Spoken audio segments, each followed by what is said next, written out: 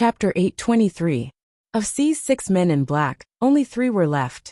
Half of them were gone, and the remaining 3 were no longer actively attacking. They were all injured to varying degrees, and were fully on guard. Their gazes towards Wuxia were filled with undisguised fear.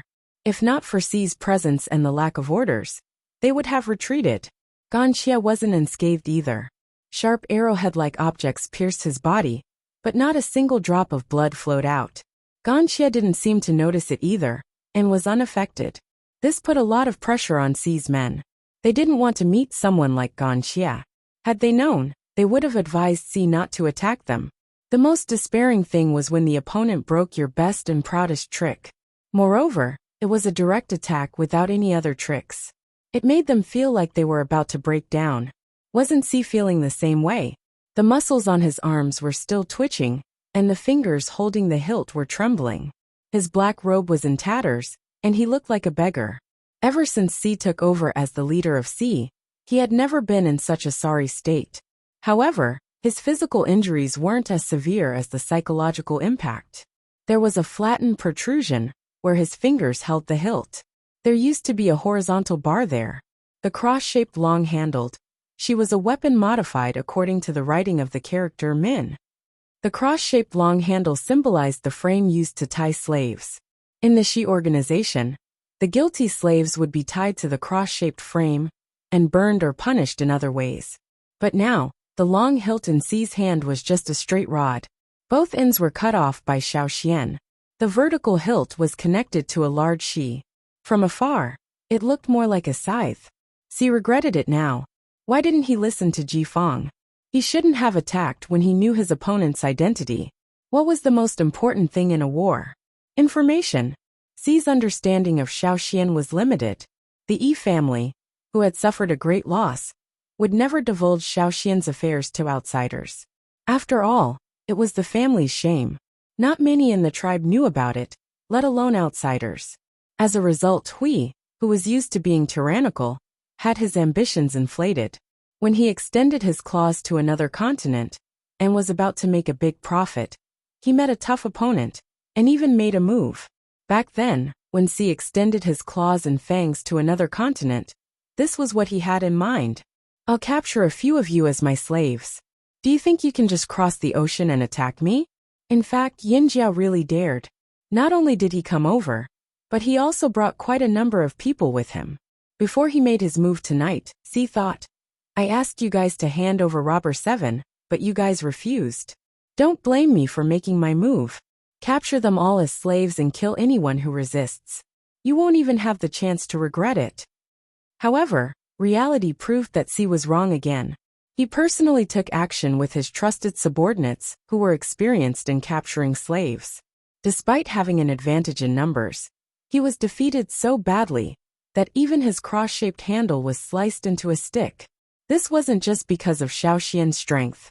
At the same time, it was also because of the knife in Xiaoxian's hand. During the fight, C saw a cloud pattern on the knife. However, the fight was too fast and Xiaoxian's attacks were too fierce.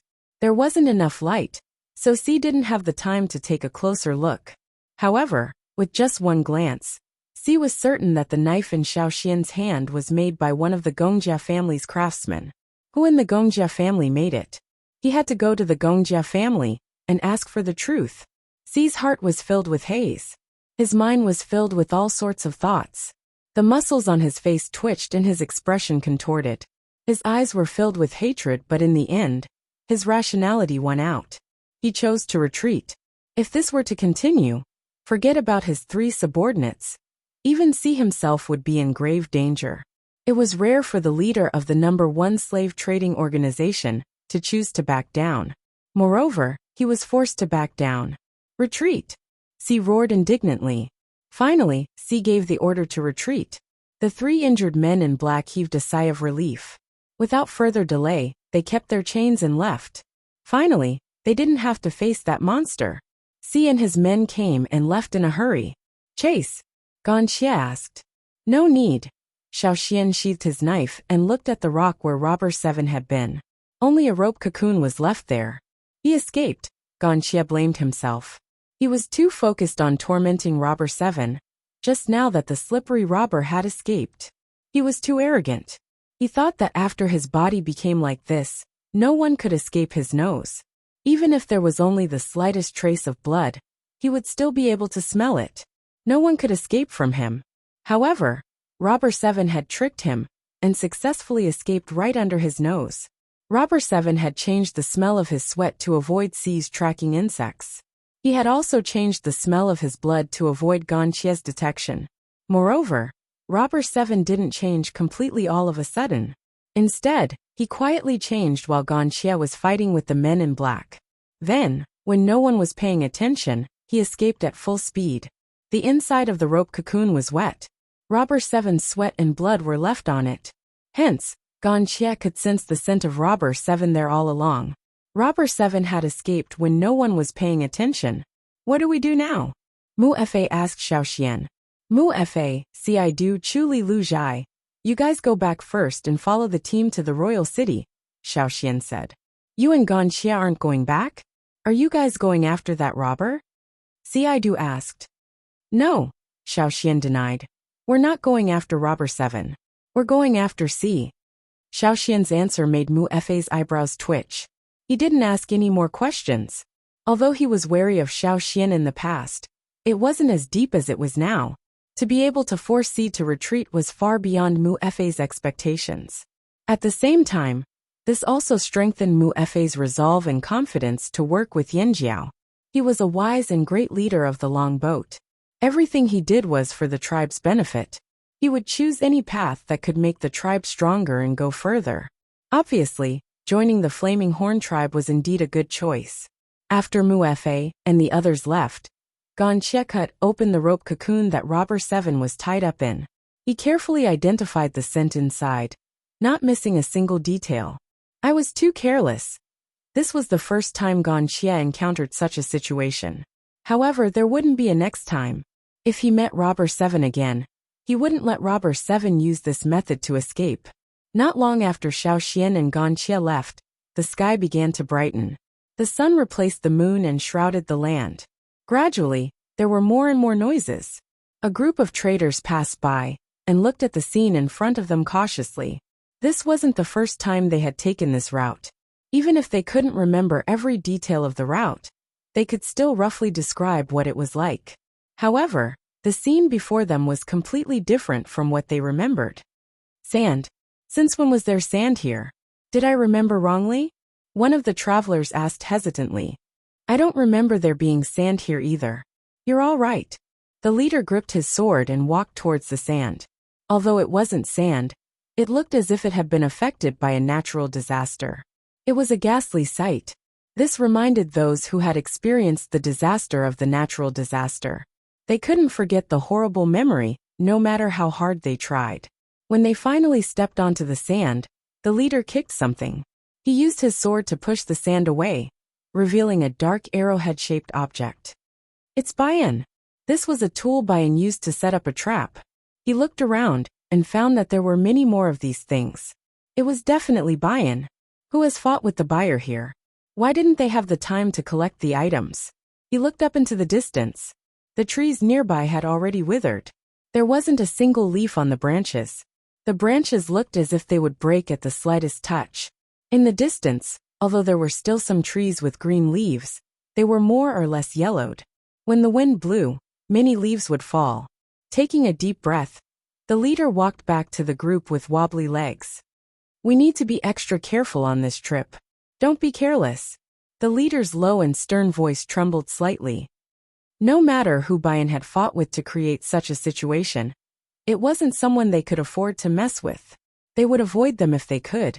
He was prepared to give up on this trip if he noticed anything amiss. On the other side, Mu Fa and the others caught up with the main group. Xiaoxian and Caesar went after C. He said to ask Caesar to keep an eye on the surroundings at night. Caesar can see things we can't. It's safer. Mu Fa relayed Xiaoxian's instructions to Gigu. The longboat tribe surrounded Mu Fa and asked, Boss, what's the legendary sea like? Is he very powerful? I heard that his knife is very strange. It was made by a long-dead Gongjia craftsman. No one else in this world can make it. Mu Fa's expression was complicated. He wanted to say something, but didn't know where to start. Chuli and Ci were the same. They found it funny and depressing. However, when they thought about it, they felt much better because they were on the same side. Anyway, they weren't enemies. That was good enough. Lu Zhai chased away the people who surrounded them and asked Gigu in a low voice, "Do you still have it?" "Of course, I've been carrying it with me." Gigu opened the animal skin bag containing the chief's bone lock, intending to take out the item. However, as soon as his hand reached in, Gigu's expression froze. He took it out and took out a piece of broken stone. He immediately had a bad feeling. He flipped through the bag. Nothing. He took it out again. There really wasn't anything. Gigu opened the animal skin bag to its fullest and flipped it upside down. He widened his eyes and looked into the bag, as if he wanted to scan every inch of it 100 times. However, the truth was that the item in the bag was really gone. One look at Gigu's expression, and Lu Zhai knew what the result was. However, with the precedent of Robber 7 sneaking away under their noses, it wasn't so strange to see Gigu again. They were even surprised that Xiao Xian could predict this. "Before we came, Elder Xiao Xian said that if Robber 7 steals the item back, there's no need to look for it," said Lu Zhai. Unfortunately, without the chief's bone lock, they had one less bargaining chip. At the same time, Robber 7 was lying on a tree branch with his legs crossed. He looked proud and praised himself for being so smart. Not only did he manage to escape, he even managed to steal the item back. When he thought about Yinjiao going to the royal city, Robber 7 decided not to go to the royal city for the time being. That way he wouldn't meet those Yinjiao people. Yes, he definitely wouldn't meet any Yinjiao people. After the hypnosis, Robber 7 started to doze off. He started dreaming about being one of the top 3 robbers. Chapter 824. Changle's leader, Su Li, had been rather idle lately. After delivering Yinjiao's letter, to avoid being treated as a messenger, Su Li quickly left the royal city after delivering the letter to Ji Fong. He even ran quite a distance away. He wanted to go to the royal city to watch the show, but Yinjiao's team hadn't arrived yet, had they? He'd have to wait for Yinjiao's team to arrive before heading to the royal city. However, other than Yinjiao's trip to the royal city, there was nothing else to be happy about.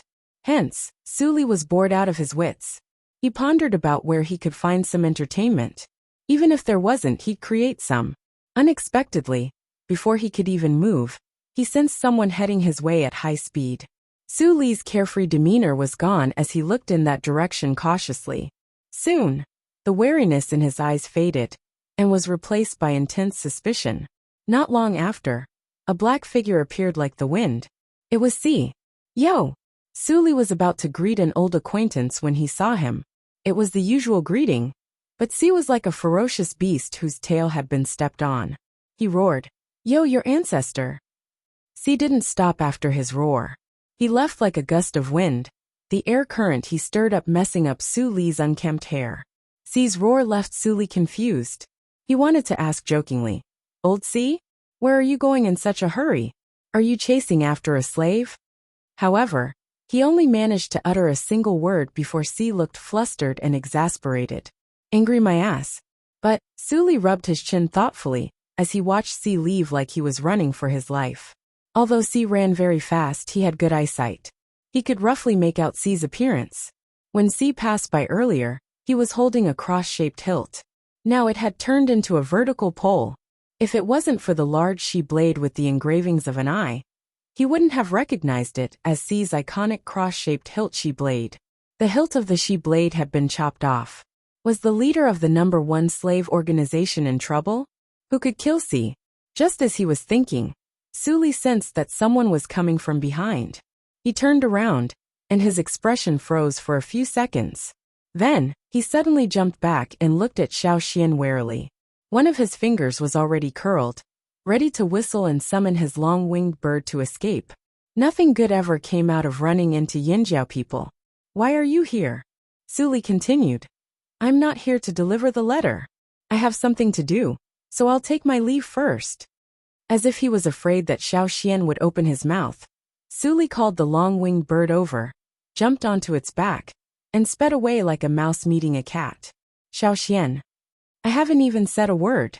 Meanwhile, the fleeing Xi was cursing Xiao Xian 1,000 times in his heart. He was crazy. Wasn't it just because he said something wrong and made a move? He was being chased endlessly. When would these days of being on the run end? It was Xi's first experience of running from place to place.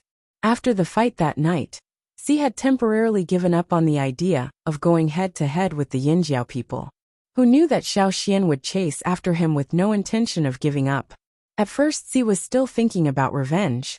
However, after days of being chased by Xiao Xian, Xi changed his mind.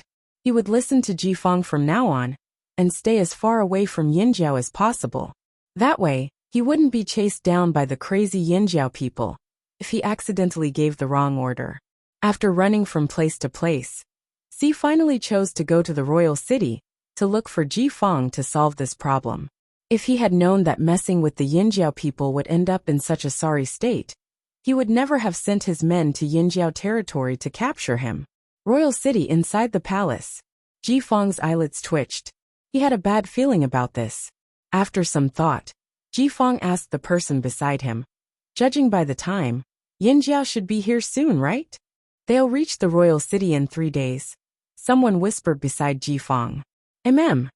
Jifeng thought about the deployment he made after receiving Su Li's letter. After the Yinjiao people arrived, the royal city shouldn't be in trouble. 2 more days passed. The atmosphere in the royal city was exceptionally solemn. Although the royal city's atmosphere had been strange ever since the increase of patrols in the royal city, it was nothing compared to today. It was as if the entire royal city's army was on high alert. The citizens of the royal city had a hunch that something big was about to happen a few days ago. However, after 2 days they saw nothing. Instead, their guesses and discussions intensified. It wasn't that no one said the Yinjiao people were coming, but the reaction of the people of the royal city was different from those of the other cities. What? The Yinjiao people were coming? The Yinjiao person who beat up Lubi and crippled the previous head of the Lu family? He's coming again? Great. Great. There's going to be a good show. After the city gate was destroyed, it took a long time to fix it. Who knew what would happen this time? This was the thought of the royal city's spectators who lacked entertainment. However, the people in the shops and caravans had a different thought. According to the news, the Yinjiao people were a bunch of idiots with a lot of money. Great. When they arrive, they'll make a fortune out of them. Yinjiao's arrival was the hottest topic in the royal city. There were even rumors that Yinjiao was coming to the royal city to settle down. If that happened, the Lu and Fox families would be in trouble. Because of Yinjiao, the royal city's people didn't even care about the Yi family. As for the large and small families in the royal city, they all had different thoughts. The Lu and Fox families were the leaders. Everyone knew that these 2 families had conflicts with Yinjiao. The Lin Lu and Fox tribes wanted to stop Xiao Xian, but were beaten so badly that they couldn't even lift their heads. The royal city's people still remembered the Lu family's head being slapped over the city gate and sent flying over their heads. As for the Fox tribe, they were forced to move into the royal city in the middle of winter. They lacked a bit of confidence and were still unable to gain a foothold in the royal city. No one hated Yinjiao as much as they did. The fall of the Yi family's golden thigh was one disaster after another, causing them to be in an even more difficult situation. That was why when they heard that the flaming horns were coming again, the 2 families came together to discuss this matter. They even bribed the guards at the city gates and sent many people to guard the city gates. It would be best if they could give the flaming horns a show of strength. They didn't know how many people Yinjiao was coming, but they thought that since they had to cross the sea and travel such a long distance to get to the royal city, there wouldn't be many of them. They would be exhausted and unable to fight. It was the perfect time to strike. This time, they planned to use Yinjiao as a stepping stone to show off their strength. I heard that Yinjiao's people will be here today. Lu Ming's eyes were sinister. He still remembered the humiliation from back then. Even now, the black bears would mock them whenever they saw them. I wonder if Yinjiao Xiao Xian will be coming too. Lubi stood there like a bear. With the hammer in his hand, he cast a huge shadow. Back then, Xiao Xian had stolen Lubi's hammer in front of everyone, and even chased after him. It was a thorn in Lubi's heart. Now he was much stronger than before. His talent was incomparable. Even the boss of the Black Bears, Bami, didn't want to fight Lubi head-on. In a head-on fight, this talented Lu family prodigy had the upper hand. On the city gate tower, a young man in armor looked into the distance. This type of armor was worn by the leaders of the guards. But if one looked closely, they would see that the sword in his hand had a grain leaf pattern on it. It was the Ji family's emblem. Someone walked up and looked at the Lu family below. He asked the young man in armor, "Are you sure you don't want to tell them the truth?" "No need. They'll know soon enough." The young man didn't even spare the Lu family and Fox people a glance. In the courtyard of the Black Bears, the two brothers, Maojin and Maoda, were brushing the fur of the bear pulling the cart. The other was playing with the bear, with a stick stained with beast's blood. The black bear pulling the carriage roared and chased after the wooden stick with its jaws wide open. Although it looked fierce, it was just playing around.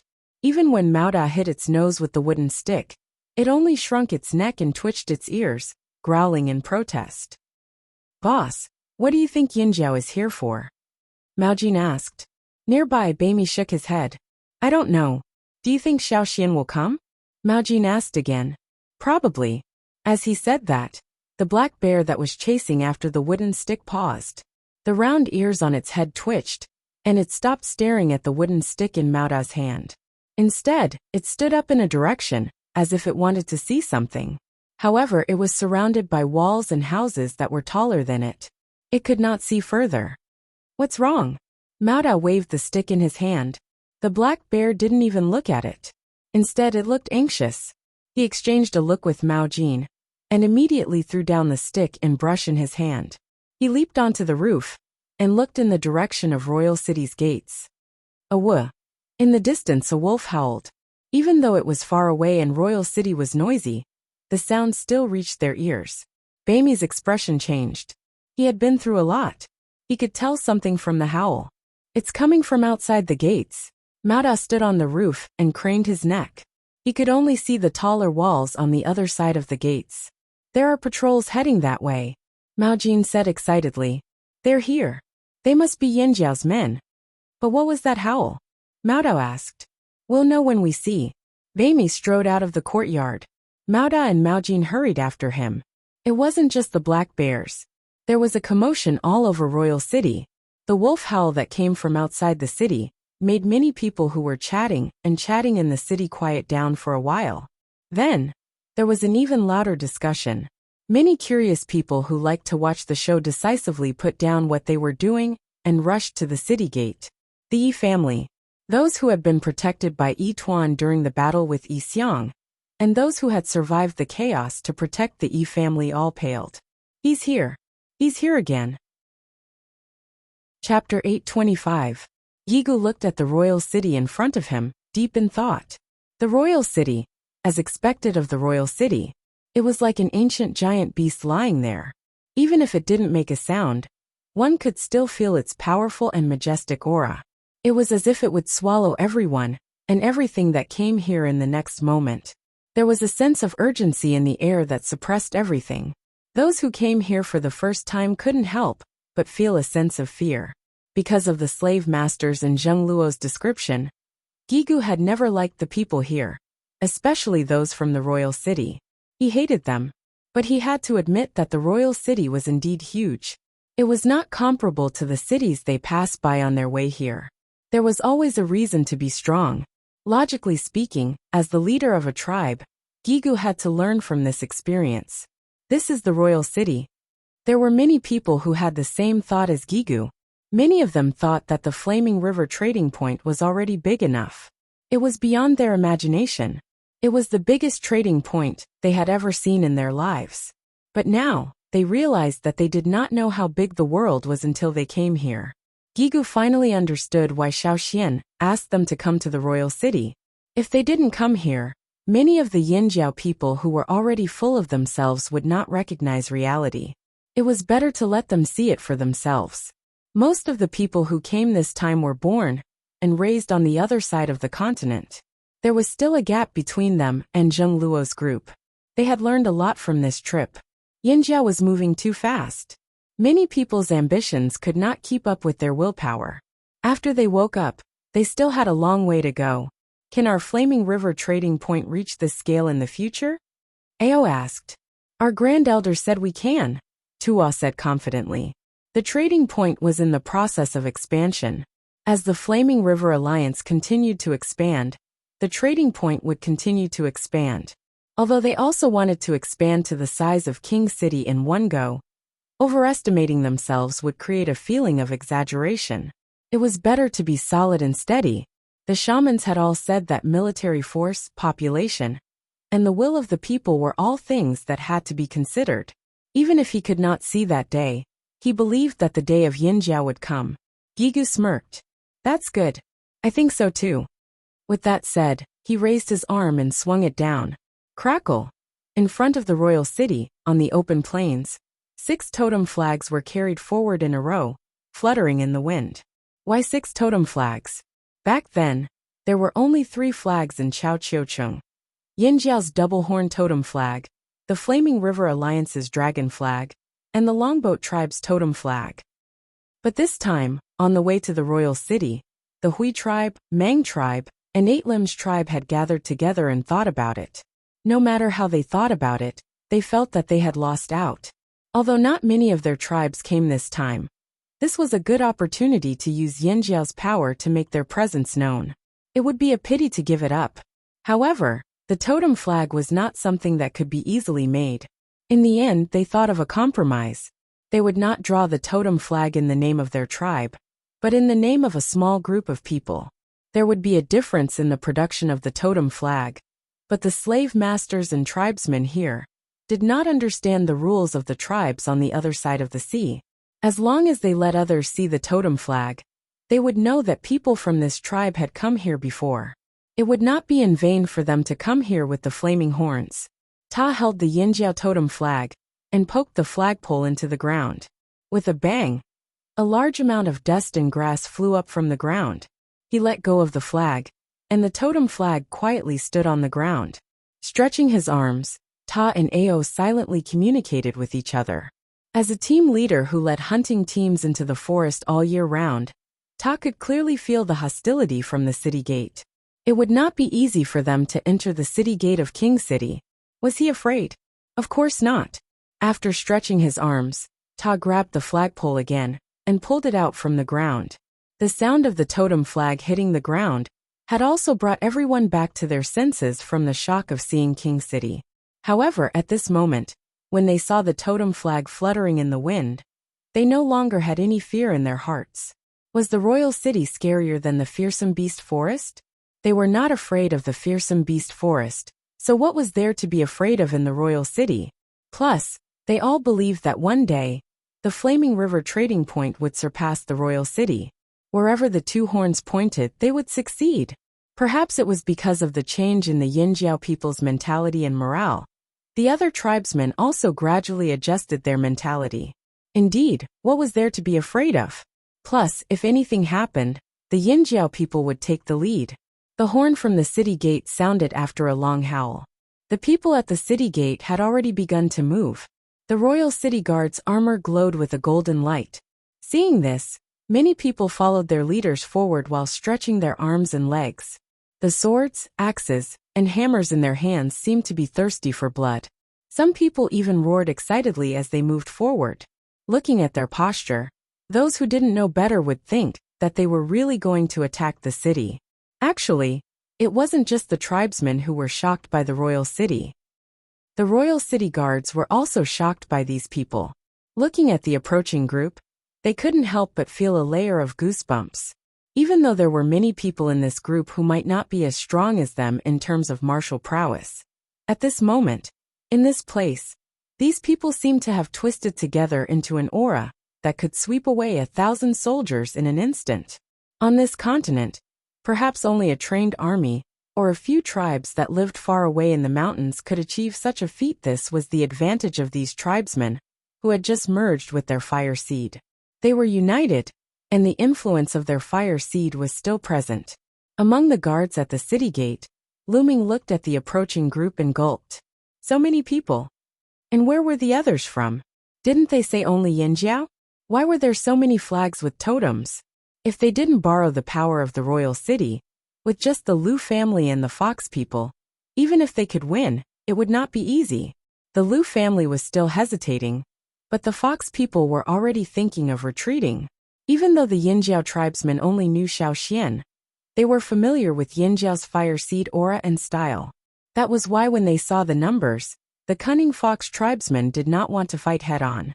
The Lu family should be the one to deal with the Flaming Horn tribe. It was a difficult task. The armored youth on the city gate tower looked at the approaching group and hesitated. He did not go down to greet them. It wasn't that he didn't dare. He just wanted to observe the situation first. Remembering his brother Ji Feng's words, the armored youth searched the approaching group, but did not find the person he was looking for. Where was Yinjiao Xiaoxian? They said they were here to negotiate with Yinjiao. The most important person was Yinjiao Xiaoxian. If not for Xiaoxian, Ji Feng would not be so afraid of Yinjiao.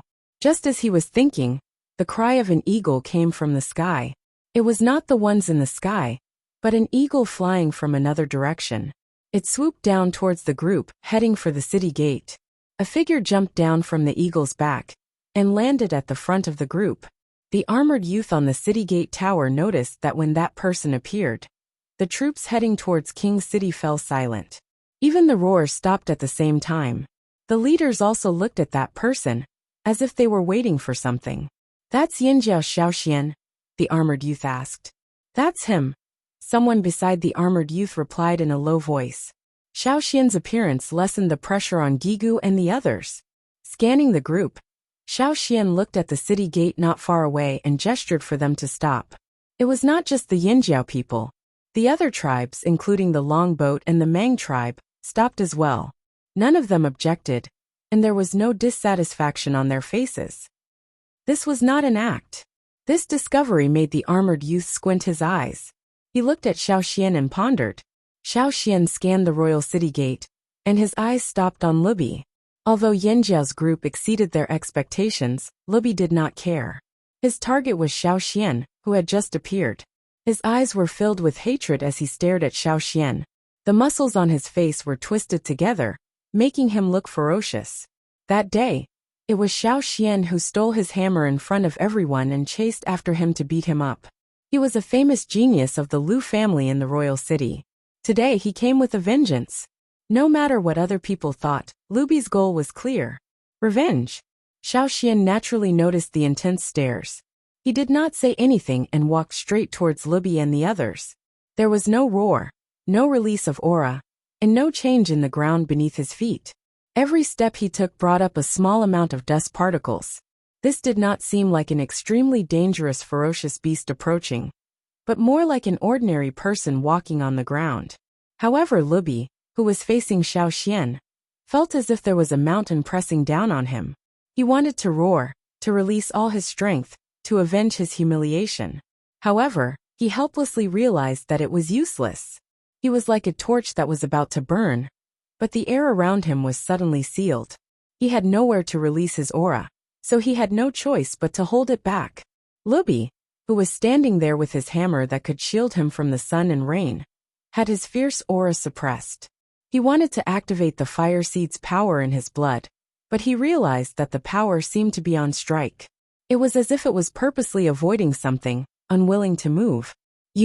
How is this possible? Lubi's eyes were filled with disbelief. The hammer in his hand was even bigger than the one Xiaoxian took from the Gongjia family. However, it was only in Lubi's hand now. Lubi's arm trembled, causing the hammer to vibrate weakly. So what if he could not swing the hammer? Many people did not understand why Lubi was behaving like this. Wasn't he the one who wanted to teach Yinjiao's Xiaoxian a lesson a few days ago? Why was Xiaoxian standing right in front of him, and Lubi could not even swing the hammer? No one knew how Lubi felt. His scalp was about to explode. His back was drenched in sweat, and he was terrified. He even wanted to run away. He saw a ball of fire in Xiaoxian's eyes. A ball of white fire. Chapter 826. Lubi's tall and sturdy body trembled. His eyes could no longer hide the panic, shock, and fear in them. He wanted to avoid Xiaoxian's gaze, but his legs refused to listen to him. Luby even thought that if he forced himself to move, he would lose his balance and fall. He didn't need to think too much to know what would happen to him if he fell in front of these tribesmen from the distant continent. Weighing the pros and cons, Luby chose to grit his teeth and stay put. Noticing Luby's unusual behavior, the other Lu family members wanted to get closer to see what was going on. However, as soon as they moved, Xiao Xian's gaze fell on them. It was as if a bucket of ice water had been poured over their heads. The Lu family felt their hair stand on end as they met Xiao Xian's gaze. The slightest movement would cause them to shiver. Even though many of them were still far away from Xiao Xian, they could feel an inexplicable shudder that seemed to come from their bones. Or rather, it was a problem with the source of their strength. What was going on? The man on the tower had been watching the commotion below. He could tell that something was wrong. If he continued to watch, the Lu family would be humiliated. Although he did not like the Lu family's style, they were now the guards of the royal city. If they were humiliated, it would be humiliating for the royal city. Especially in front of these tribesmen, he could not afford to mess things up. He thought the Lu family would at least hold on for a little longer. What a pity. Sighing silently, the armored youth jumped down from the tower and landed behind Luby. Xiao Xian looked over, unsurprised by his appearance. Ji family? Xiao Xian could feel the aura of the Ji family from him. This person looked similar to Ji Fang, but compared to Ji Fang's calmness, this person was more arrogant. However, in front of Xiao Xian, the arrogance on his face lessened, and his eyes became more cautious. Ji Shou of the Ji family is here to welcome you, said Ji Shou. He was the leader of the royal city's guards, and one of the few surviving Ji Fang's ascension to the throne. Ji Shou was Ji Fang's biological brother, and had contributed greatly to Ji Fang's ascension. As Ji Shou spoke, he met Xiao Xian's eyes and paused. He finally understood why the Lu family members were acting like this. They were under immense pressure. What Ji Shou did not know was that Xiao Xian had restrained himself after Ji Shou's appearance. Due to Ji Fang's appearance, Xiao Xian looked away. The Lu family, including Luby, felt their bodies lighten, as if a mountain had been lifted from their shoulders. Some of them wiped the cold sweat off their foreheads, secretly relieved that Ji Shou had appeared in time, or they wouldn't have been able to hold on. These Yinjiao people were really strange. Ji Shou was different from the rest of the Lu family. The power of the fire seed in his body was stronger. After a short pause, he recovered. In the primitive times, the Ji family's fire seed would have been stronger than the Lu family's. Ji Shou could resist Xiao Xian's pressure. They had been stuck at the city gates for a long time. Ji Shou did not waste time, and gestured for Xiao Xian to enter. Open the gates, Ji Shou said. Everyone please. Xiao Xian stepped into the city first. Gigu followed behind him with the group. Ji Shou watched the group pass and narrowed his eyes, trying his best to hide the sharpness in them. These tribesmen were indeed different from what he had expected. The results of the Lu family's test meant that he had to treat them seriously. It was rare for him to say please. After all the flaming horns had entered the city, Ji Shou looked at the stunned Lu family with disdain, then at the fox people who were hiding far away. He chuckled and hurried into the city, not caring about the Lu family and the fox people's reactions. The city gates were no longer closed after the Yinjiao group entered the city. Traffic in and out of the royal city resumed. But the Lu family did not have it easy.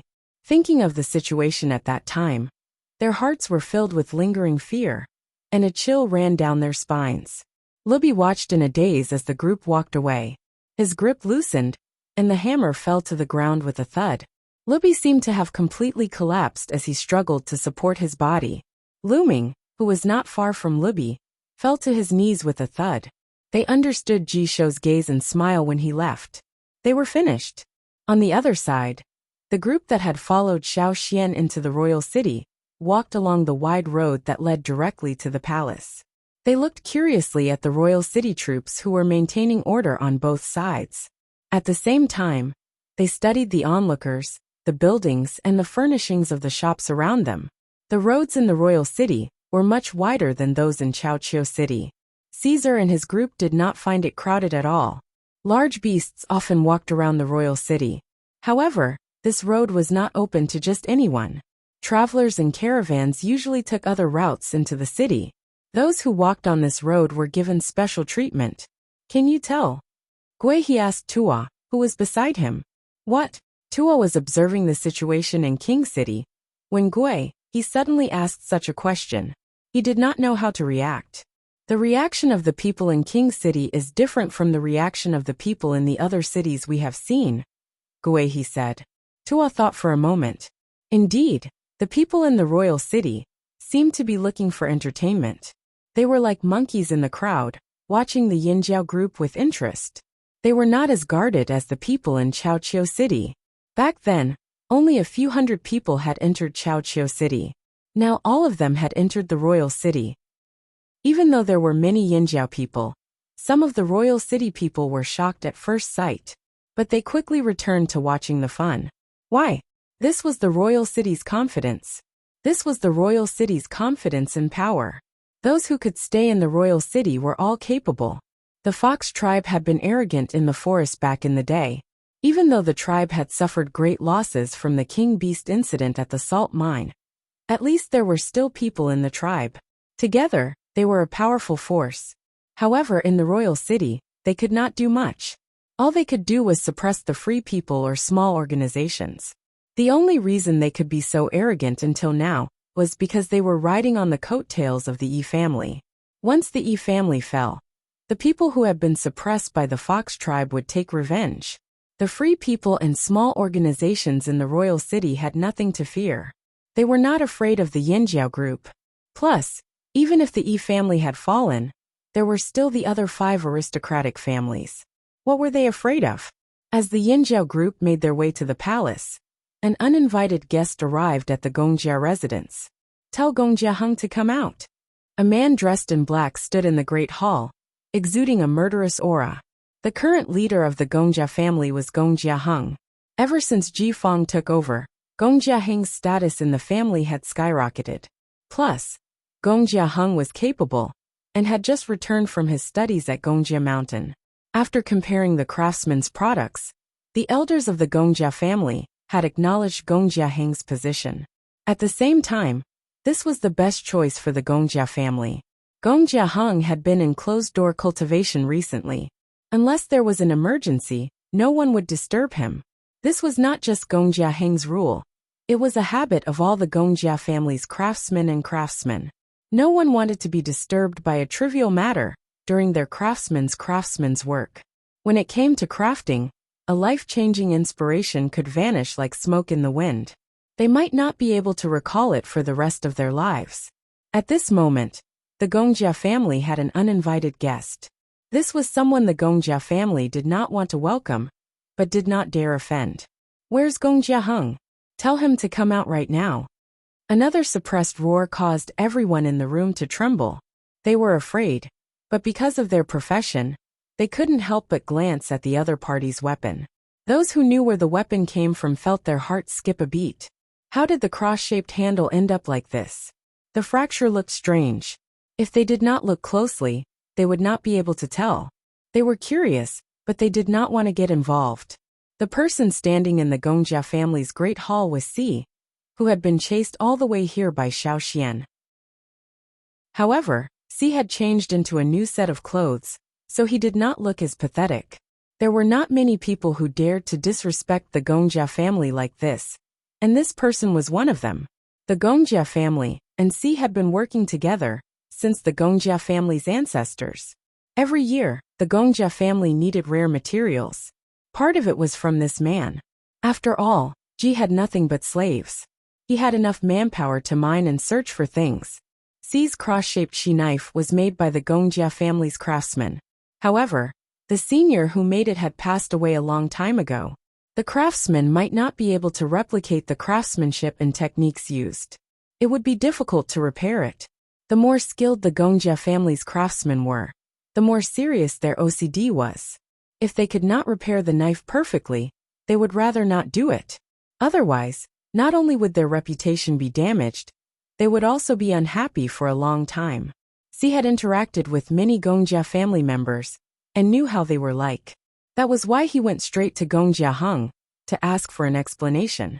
He knew that some of the Gongjia family members had left after Ji Fong took over. He was here to ask if his cross-shaped shi knife could be repaired. If it continued like this, he would lose face. To avoid people, he snuck into the royal city and went to Ji Fong's place before heading straight to the Gongjia family. His other goal was to find out who in the Gongjia family was the one who forged those threatening weapons for the Flaming Horn tribe. "Where's Hung? Get him out here!" C roared impatiently. "What are you yelling for?" Hung was not without a temper after being interrupted in the middle of his work. However, the moment he entered, he saw the shi knife in C's hand. His eyes were glued to it. "Your knife, let me see." Chapter 827. Seeing that Hung had finally come out, C did not waste any time. He tossed the shi blade he had shaved into a stick at Hung. The shi blade was still quite heavy. Although it had been shaved, it was still heavy for a regular person. However, as a blacksmith, Hung's arm strength was incomparable to a regular person's. After catching the shi blade firmly, he did not even look at C as he studied it carefully.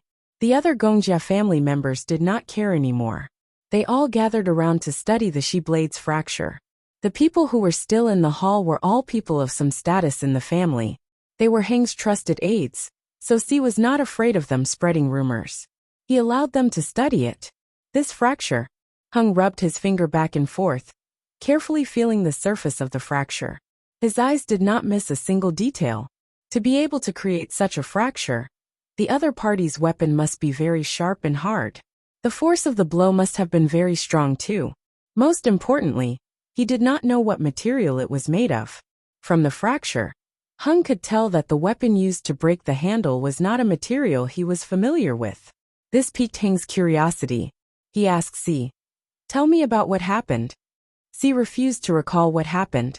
He would not describe how Xiao Xian had shaved him to the Gongjia family. He could not wait to hide this embarrassing incident. How could he tell anyone? "It's fine if you don't want to talk. Tell me what the weapon looks like." Hung thought back to all the weapons he had encountered. None of them could create a fracture like this. The marks on it were very unfamiliar. "You don't know?" C glanced at Hung and the other blacksmiths with a strange expression. He really could not describe what Xiao Xian's blade looked like. "It's a blade. I didn't notice it at the time, but I know it has the Gongjia family's cloud pattern on it. There's no mistaking it." Among the Gongjia family members who left, who went to Yinjiao. "Yinjiao? The one who broke the shi blade was Xiao Xian from Yinjiao?" asked Hung. "Yes, you know Xiao Xian? Right, I heard that Xiao Xian from Yinjiao once came to Royal City and asked you to make him a sword. Did you make that kid's sword too?" C raised his voice, glaring at Hung as if he wanted to eat him alive. Gongjia Hung did not mind C's fierce glare. He frowned and shook his head. "No, although I've given Yinjiao some swords and axes, only the sword I gave to Xiao Xian is the best. The rest can't even cut through the hilt of your shi sword. Those swords and axes aside, even the sword I gave to Xiao Xian might not be able to make such a cut. Then who in the Gongjia family made Yinjiao's sword?"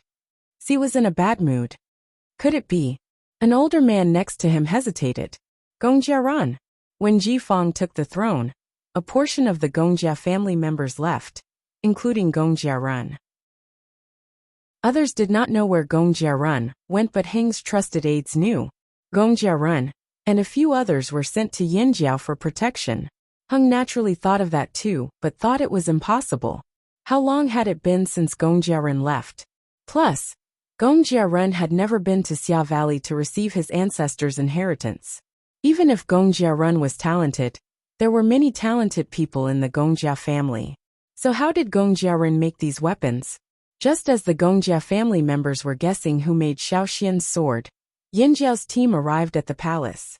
Of course, not everyone entered the palace.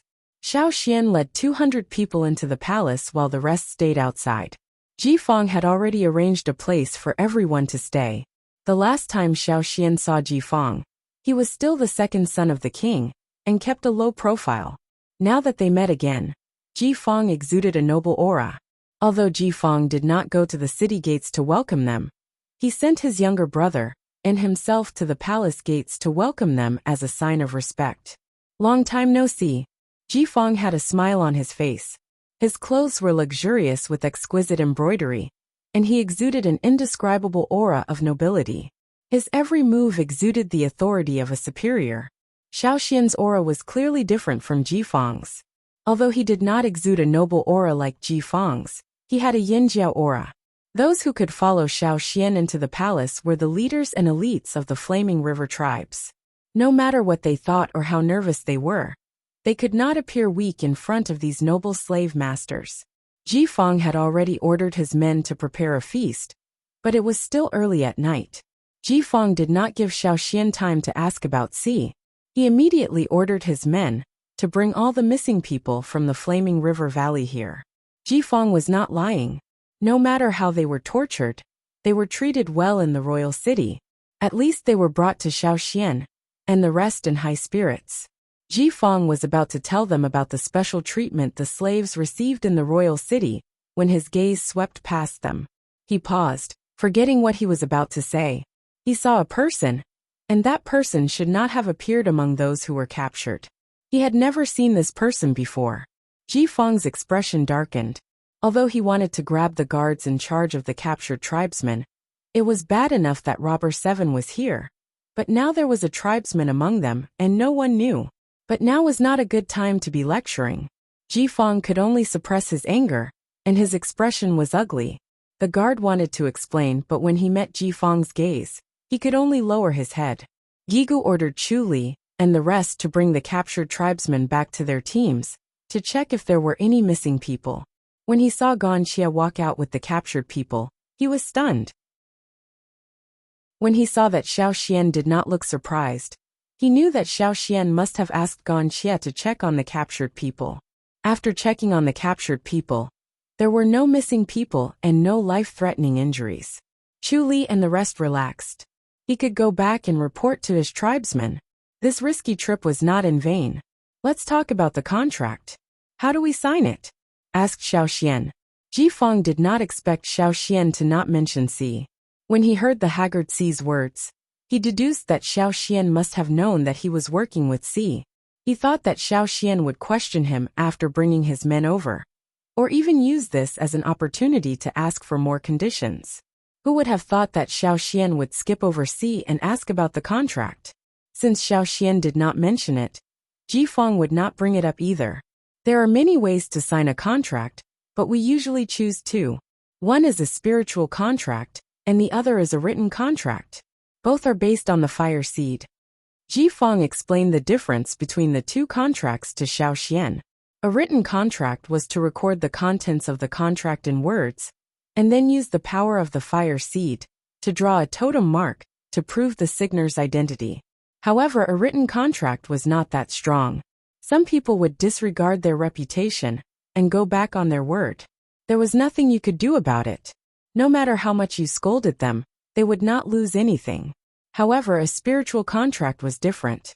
A spiritual contract requires a mark on the heaven and earth contract book. Jifang looked at the center of the palace. It was not a place anyone could enter. Heaven and earth contract book? That's right. The heaven and earth contract book is connected to the fire seed. It cannot be changed easily, even if you are the king. The smile on Jifang's face was replaced by a solemn expression. When the heaven and earth contract book was mentioned, everyone would be in awe, including himself. If you choose the heaven and earth contract book, I will bring you there. If you choose the written contract, we can start discussing the contents now, said Jifang. Heaven and earth contract book. Xiaoxian looked at the center of the palace. I choose the heaven and earth contract book. Gigu and the rest had no objections to Xiaoxian's choice. They could tell that the only person Jifang valued was Xiaoxian. Coincidentally, they followed Xiaoxian's decision. News of Yinjiao choosing the heaven and earth contract book soon spread outside the palace. What? Those tribesmen chose the heaven and earth contract book. Heaven and earth contract book? Did I hear wrong? Really? Definitely, it came from the nobles. The royal city spectators exploded. Yinjiao's tribesmen had chosen the heaven and earth contract book method. Most of them had never seen what a heaven and earth contract book looked like. Other than the nobles in the royal city, only the leaders of large caravans and tribes had seen it.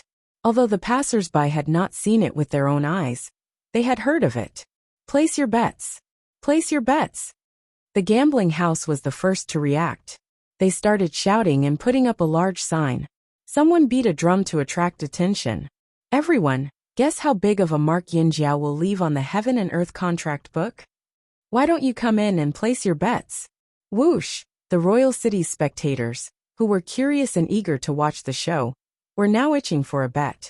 The older people knew how the Heaven and Earth contract book was bet, but the younger people did not know why and fought to ask. The gambling house's people looked pleased. They enjoyed the feeling of being surrounded by people, and also enjoyed the requests of the ignorant people. Moreover, the more people there were, the more they earned. The person beating the drum stopped and cleared his throat. He was about to explain in detail to these ignorant juniors. Unexpectedly, just as he was about to open his mouth, someone suddenly jumped out and slammed something on the table in front of him. Bet a crystal. The gambling house's people's eyes flashed coldly. They looked across the table at the person who interrupted them. However, before they could take a closer look, their eyes were attracted by the thing on the table. A crystal as thick as an arm was slammed on the table, pressing down on the spot where the words Yin Jiao were written in red. The crowd instantly fell silent. Then they all looked at the person who pressed down on the big crystal, as if they were looking at an idiot. Chapter 828. Because of the core seed, gemstones were extremely rare here. That was why the people here, whether they were nobles, slave masters, or tribesmen who lived far away from the city, loved gemstones very much. The rarer something was, the more precious it was. The better the quality of life. The more people who didn't have to worry about food and clothing, the more they liked beautiful and rare gemstones. A long time ago, there were no gambling houses in the royal city. The so-called gambling houses were just games for some bored people to pass the time. Occasionally, they would place bets because of some fights. Later, there were more and more organizations. Some of them saw the business opportunities in gambling and joined forces to set up gambling houses. Their purpose was not to pass the time, but to make a profit. The gambling house in the royal city was the largest in the city. It was called Fubo.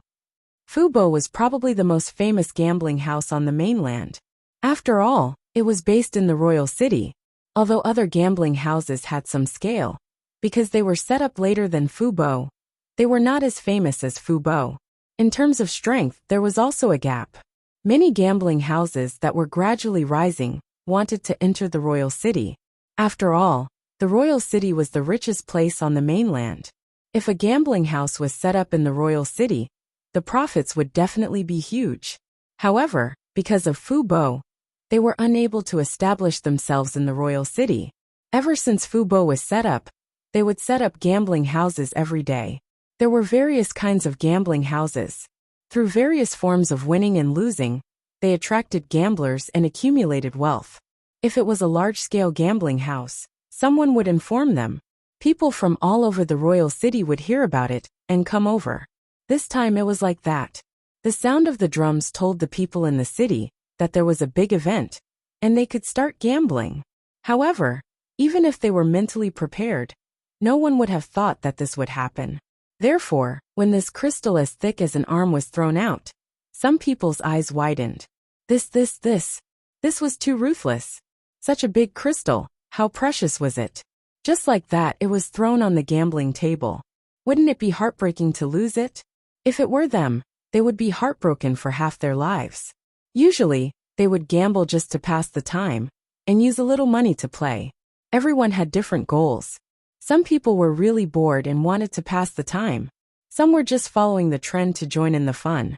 There were also some who wanted to inquire about some information or get familiar with others through gambling. Of course, there were also some people who were addicted to gambling and would take out more money. The people in the gambling house had also seen some noble children throw away a lot of money, betting with precious things and so on. However, they had never seen such a large crystal. The sunlight was refracted into 7 colors by this pure and translucent crystal. When it shone on the table, some people almost forgot to breathe. This, not to mention the onlookers, Even Fubo's people were dumbfounded at this time. Some people wanted to touch the crystal, but their fingers were trembling, afraid that they would accidentally destroy it. Abuli, how can you place? How can you place? The drumming and Pu tribesmen came up from behind. People from other tribes also heard the commotion and came over. They did not follow Xiao Xian into the palace this time. Most of the people who entered the palace were Yinjiao people, and the tribes who had lost a lot of people. These people who were placed outside the palace had nothing to do anyway, so they decided to go around the royal city to broaden their horizons. They also wanted to see if there were any souvenirs. If they liked something, they would buy it. It was rare for them to come here. They had just started walking around when they heard about the gambling house. There were often gambling houses in the Flaming River trading point, so they had seen them before. There were pictures drawn on the gambling table, and one of them was Yinjiao's two-horned totem. Before they could ask, Abuli rushed over. Ever since he came here, Abuli had become a tycoon. The feeling of being able to buy a lot of things with a wave of his hand was amazing, because he had the support of the other tribes in the Flaming River Alliance. Abuli began to flaunt his wealth. Abuli was just flaunting his wealth too much, so he slapped the table in excitement. Now that everyone looked at him like he was an idiot, he came back to his senses. This was not the Flaming River trading point.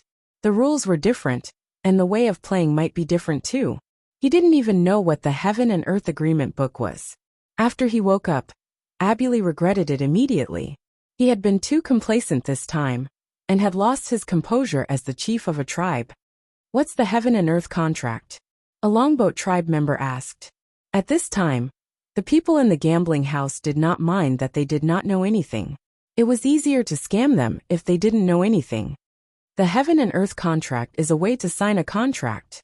Tribes who sign a contract with the royal city will leave their mark on the Heaven and Earth contract. Different people can leave different marks on the Heaven and Earth contract too. Do you see these on the table?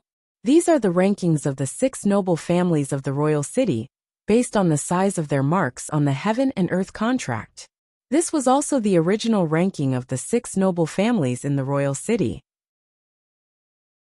The people in the gambling house did not say the second half of the sentence, because this was only the ranking of the 6 noble families of the royal city in the past. Now many things had changed. For example, the E family, who was ranked second in terms of the size of their marks on the Heaven and Earth contract, was now half crippled. To put it simply, the stronger the person, the bigger the mark they can leave on the Heaven and Earth contract. The explanation was simple and easy to understand. Abuli looked at the 7 big sections on the table and understood a little. The people in the gambling house continued to explain to them how the game was played. They divided the table into 7 sections. The 6 noble families of the royal city, Ji, Mu, Feng, Chao, and In, had their surnames written. There was an empty section behind each section. Other than these 6 sections, there was another empty section at the side with Yinjia written on it. Every empty section was a place to place a bet. The gambler would bet on whichever section they thought that Yinjiao could leave more marks than them. If they could not leave more marks than any of them, they would bet on the last section. If they could leave more marks than all of them, they would bet on another section with Yinjiao written on it. The section that Abuli had bet on earlier meant that he had bet on Yinjiao surpassing the 6 noble families of the royal city. That section was a section that no gambler in the royal city would bet on. This was also why everyone looked at Abuli as if he was an idiot. There was actually someone who thought that Yinjiao could surpass the royal Ji family. This was the funniest joke they had seen all day. To be precise, the size of the mark on the Heaven and Earth contract was not directly related to one's strength. However, until now, there had never been a case where the mark on the Heaven and Earth contract exceeded that of the Ji family. In fact, there had never been a case where the mark on the Heaven and Earth contract exceeded that of the E family. The people in the gambling house were explaining things a little too quickly. Abuli could not understand everything, but the results of his cramming along the way allowed him to get a rough idea of what was going on. So you don't know the rules? Why don't you place a new bet? Someone from the royal city advised. It was not that they were kindly reminding him, but they wanted to see the disappointed faces of the people in the gambling house. If that large crystal had been placed in the empty section, then it would have belonged to the gambling house and could not be taken back. How could they win something that was impossible? Yeah, let's place a new bet. I think we should bet on the Chow family. I think it's better to bet on the Yin family. Don't you remember how Yin Jiao sent the head of the Lu family flying with one slap? I think it's better to bet on the Feng family. Who knows, maybe Yin Jiao can surpass the Chow family and the Yin family. Those who wanted to watch the show started to jeer. The faces of the people in the gambling house alternated between green and white.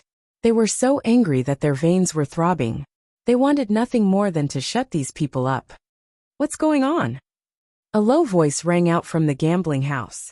It was not loud, but it seemed to suppress all the jeering. The crowd fell silent again.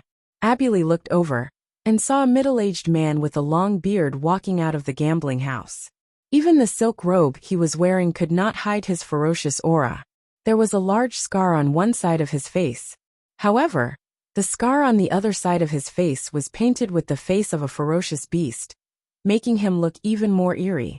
The person who hit the drum saw this and was slightly taken aback. He stepped back and made way for the middle-aged man. "Boss, it's like this."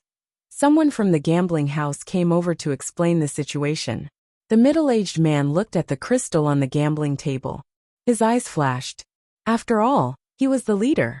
Although he was excited, he maintained a steady and calm expression. He walked to the gambling table and sized up Abueli's group. He said, "I am Bo Yi, the leader of Fubo. They have already explained the rules of the Heaven and Earth contract book bet." Abueli looked at Bo Yi's long beard that parted when he spoke. He did not pay attention to what the other party was saying and let out a confused, "Ah." Foolish people are easy to trick. This was Bo Yi's first impression of Abueli. Without waiting for Abueli to speak, Bo Yi continued, "How about this? You all came from afar, so it's understandable that you don't know the rules here.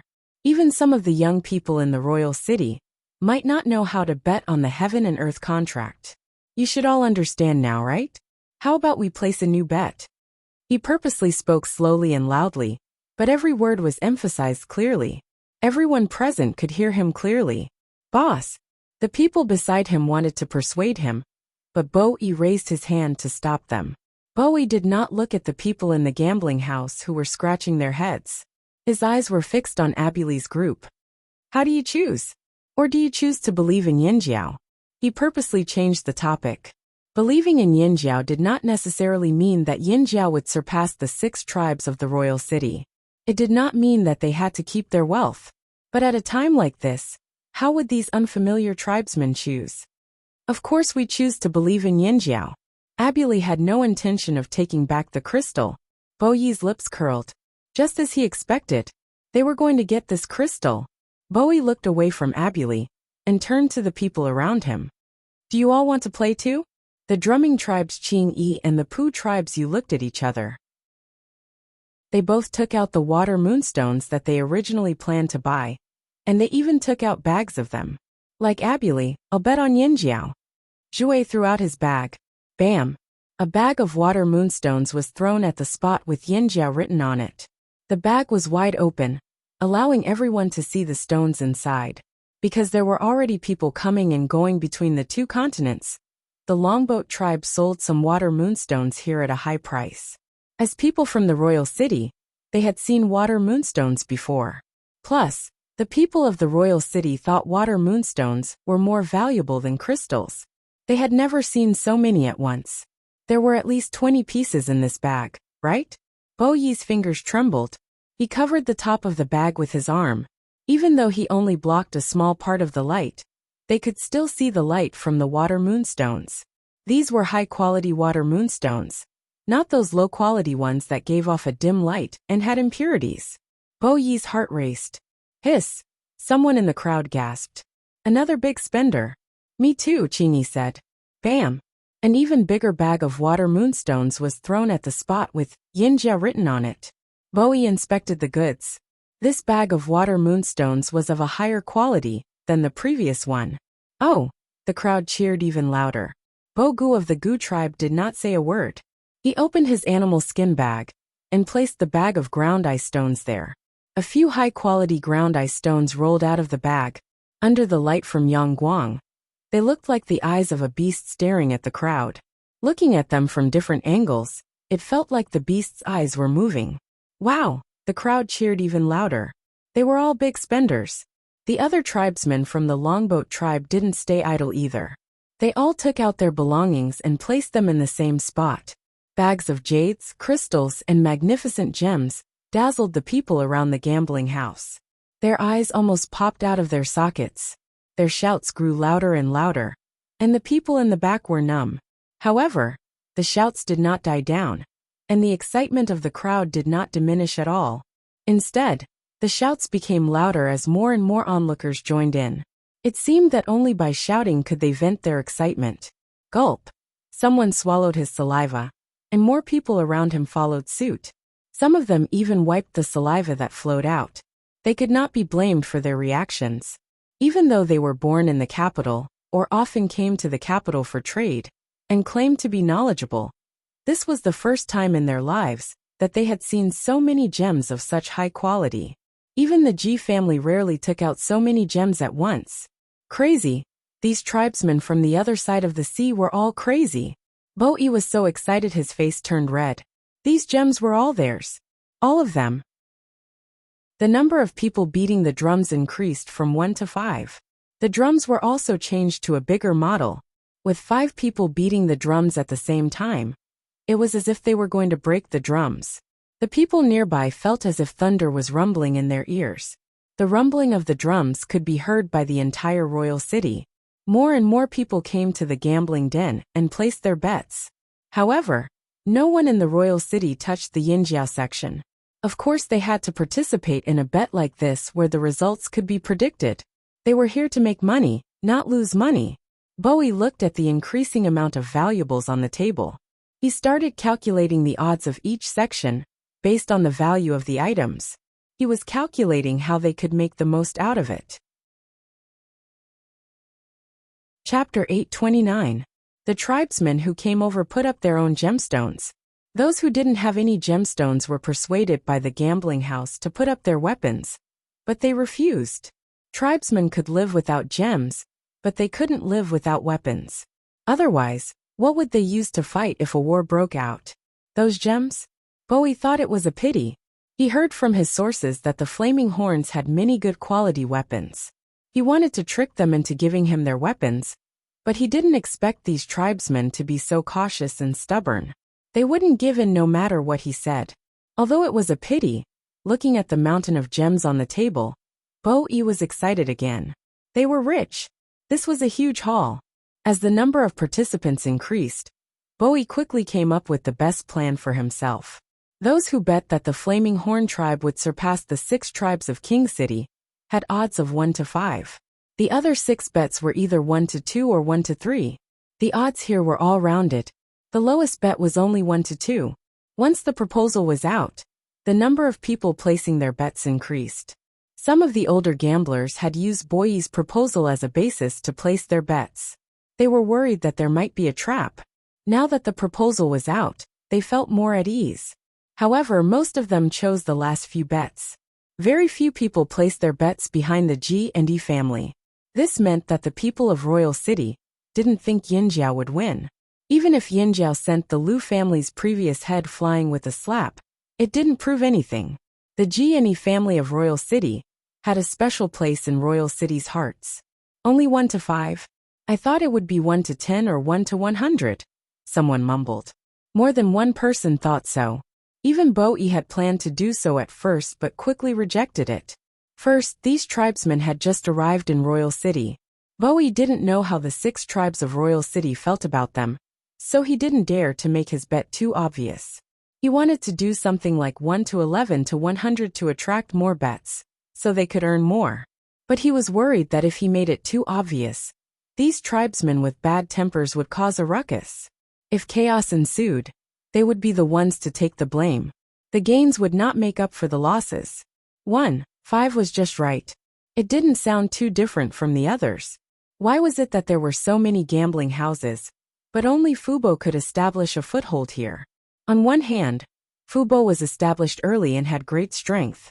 On the other hand, Fu Bo knew how to read people's faces and try to figure out the intentions of the nobles in the royal city. When it was time to do good, he should be firm. Besides, he had to give these tribesmen face and not make things too ugly.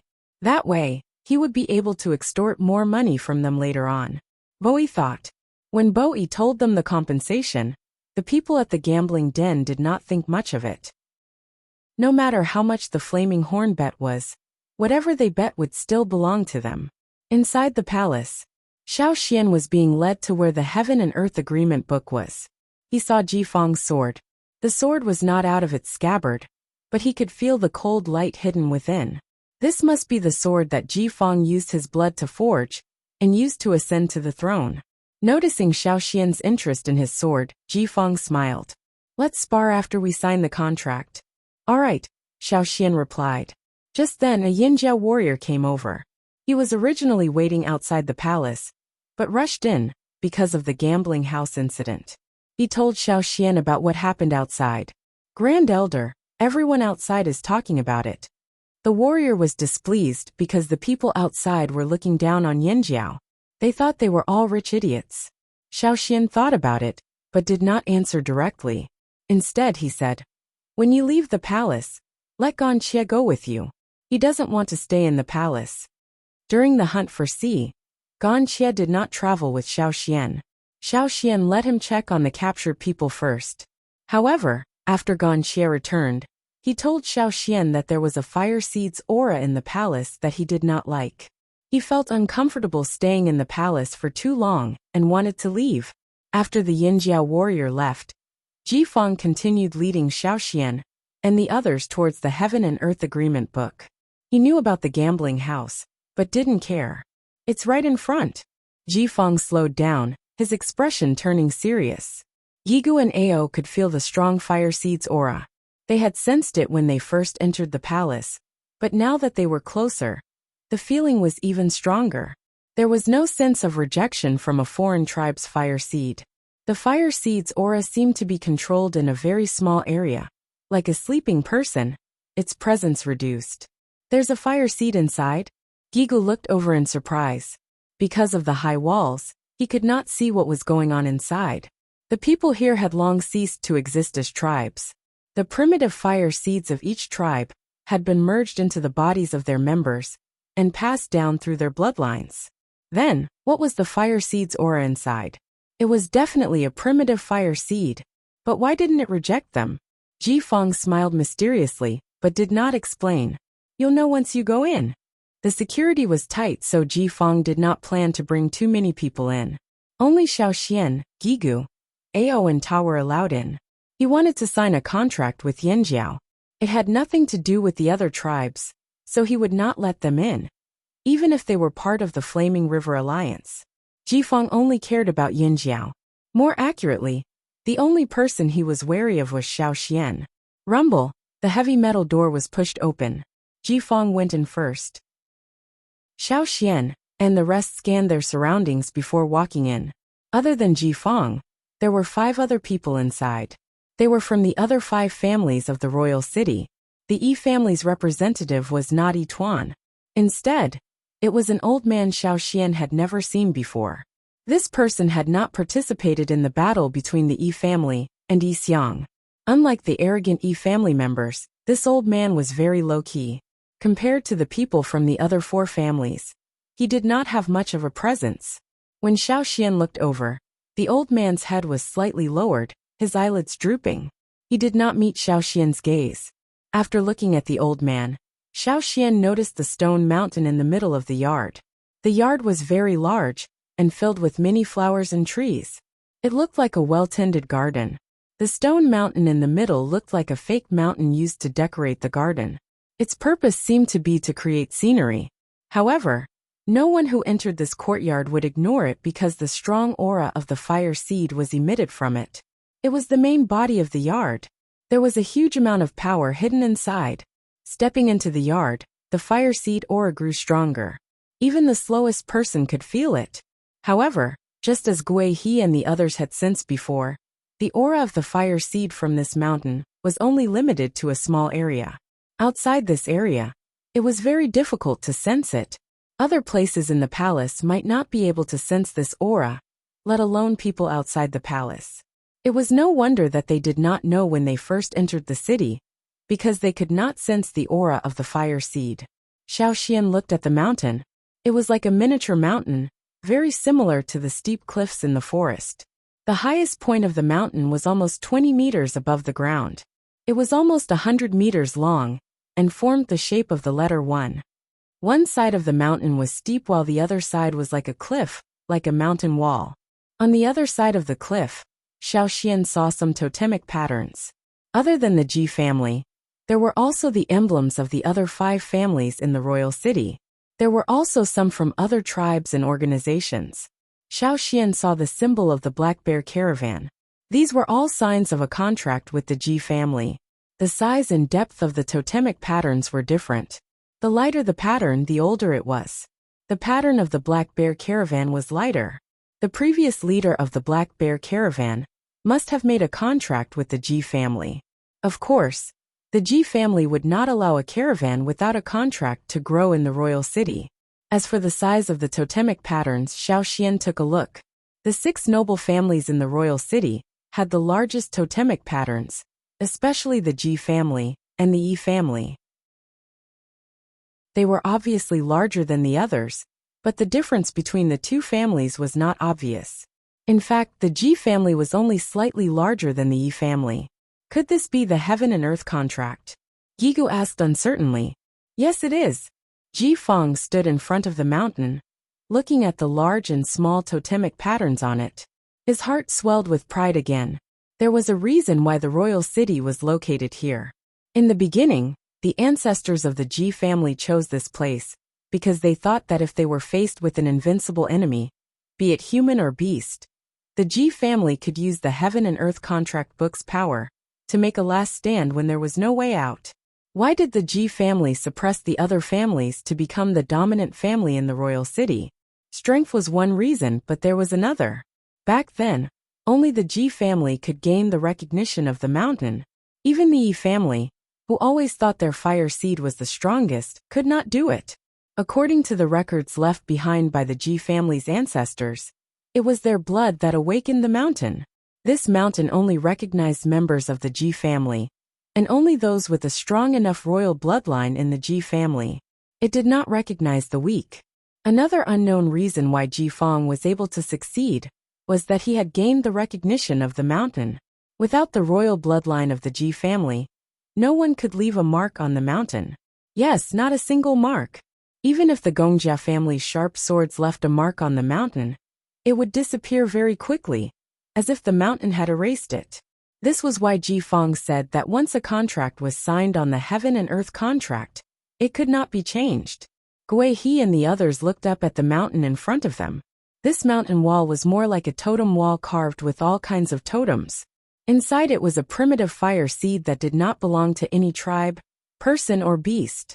They had always thought that the Heaven and Earth contract was made from animal skin, cloth or plants, similar to the animal skin rolls they used. They did not expect the Heaven and Earth contract to be a mountain. There was a primitive fire seed attached to it. From a certain point of view, this mountain was alive. Chapter 830. Xiao Xian could feel the power of the fire seed flowing within the mountain. However, just like humans, the totemic warriors who were not in battle usually did not display their powers. Similarly, this mountain was the same. Judging from its appearance, there was nothing special about this mountain other than the fact that there were no plants growing on it. Do we sign the contract now? Xiao Xian asked. If you want, we can do it now. You've already seen the contract. If you don't object, we can sign it now, said Ji Feng. To keep Yinjiao in check, Ji Feng had offered very good terms. Everyone had to interact peacefully and not fight. They had to abide by each other's rules when they were in each other's territory. The time limit was 100 years. Royal City needed to expand and deal with internal and external matters. The same was true for Yinjiao. They needed time to develop. This was beneficial to both sides. 100 years sounded like a long time, but in reality, it was less than half the lifespan of many tribesmen. If Ji Feng could hold the throne for 100 years, It was not impossible for him to sit on the throne for 100 years. Moreover, even if Ji Fang was no longer around after 100 years, the contract would still be in effect. The successor would continue to abide by it. Just like the contracts signed between the Black Bears and Royal City, it was still in effect. No matter who became the leader of the Black Bears, they would abide by the contract until it expired. Xiao Xian looked at Gigu and the others. Seeing that they had no objections, he nodded. Then let's sign the contract now. Ji Fang passed a scroll made of animal skin to Xiao Xian and the others. After confirming that there were no mistakes, he took the scroll and walked to the mountain wall. He paced back and forth and stopped at a spot. Pointing at the wall, he said to Xiao Xian, "There's more space here. Let's sign it here." When Xiao Xian nodded, Ji Fang's expression turned solemn. He raised his right hand and with a shake, his palm split open. Blood flowed out. Before the blood dripped, Ji Fang had already pressed his bleeding palm against the mountain wall. At the same time, some veins appeared on his body. Xiao Xian had seen those veins on Jiju before. The fire seed of the Ji family radiated from Ji Fang. A ball of fire appeared on his palm. At the same time, Ji Fang began to recite the contents of the contract. With every word he recited, a portion of the totem pattern on his palm was completed. When the 1-meter-long totem pattern was completely formed, the content of the contract was almost finished. For a period of 100 years, as the last word was spoken, a ring of red light appeared around the Ji family's totem. It was the fire seed of the mountain. This circle of flames surrounded the totem mark left behind by Ji Fang. Ji Fang retracted his hand. The totem mark on the mountain wall was still there, and so was the circle of red flames. Taking 2 steps back, Ji Fang gestured for Xiao Xian to come forward. "You just need to leave your imprint at the side." Xiao Xian nodded.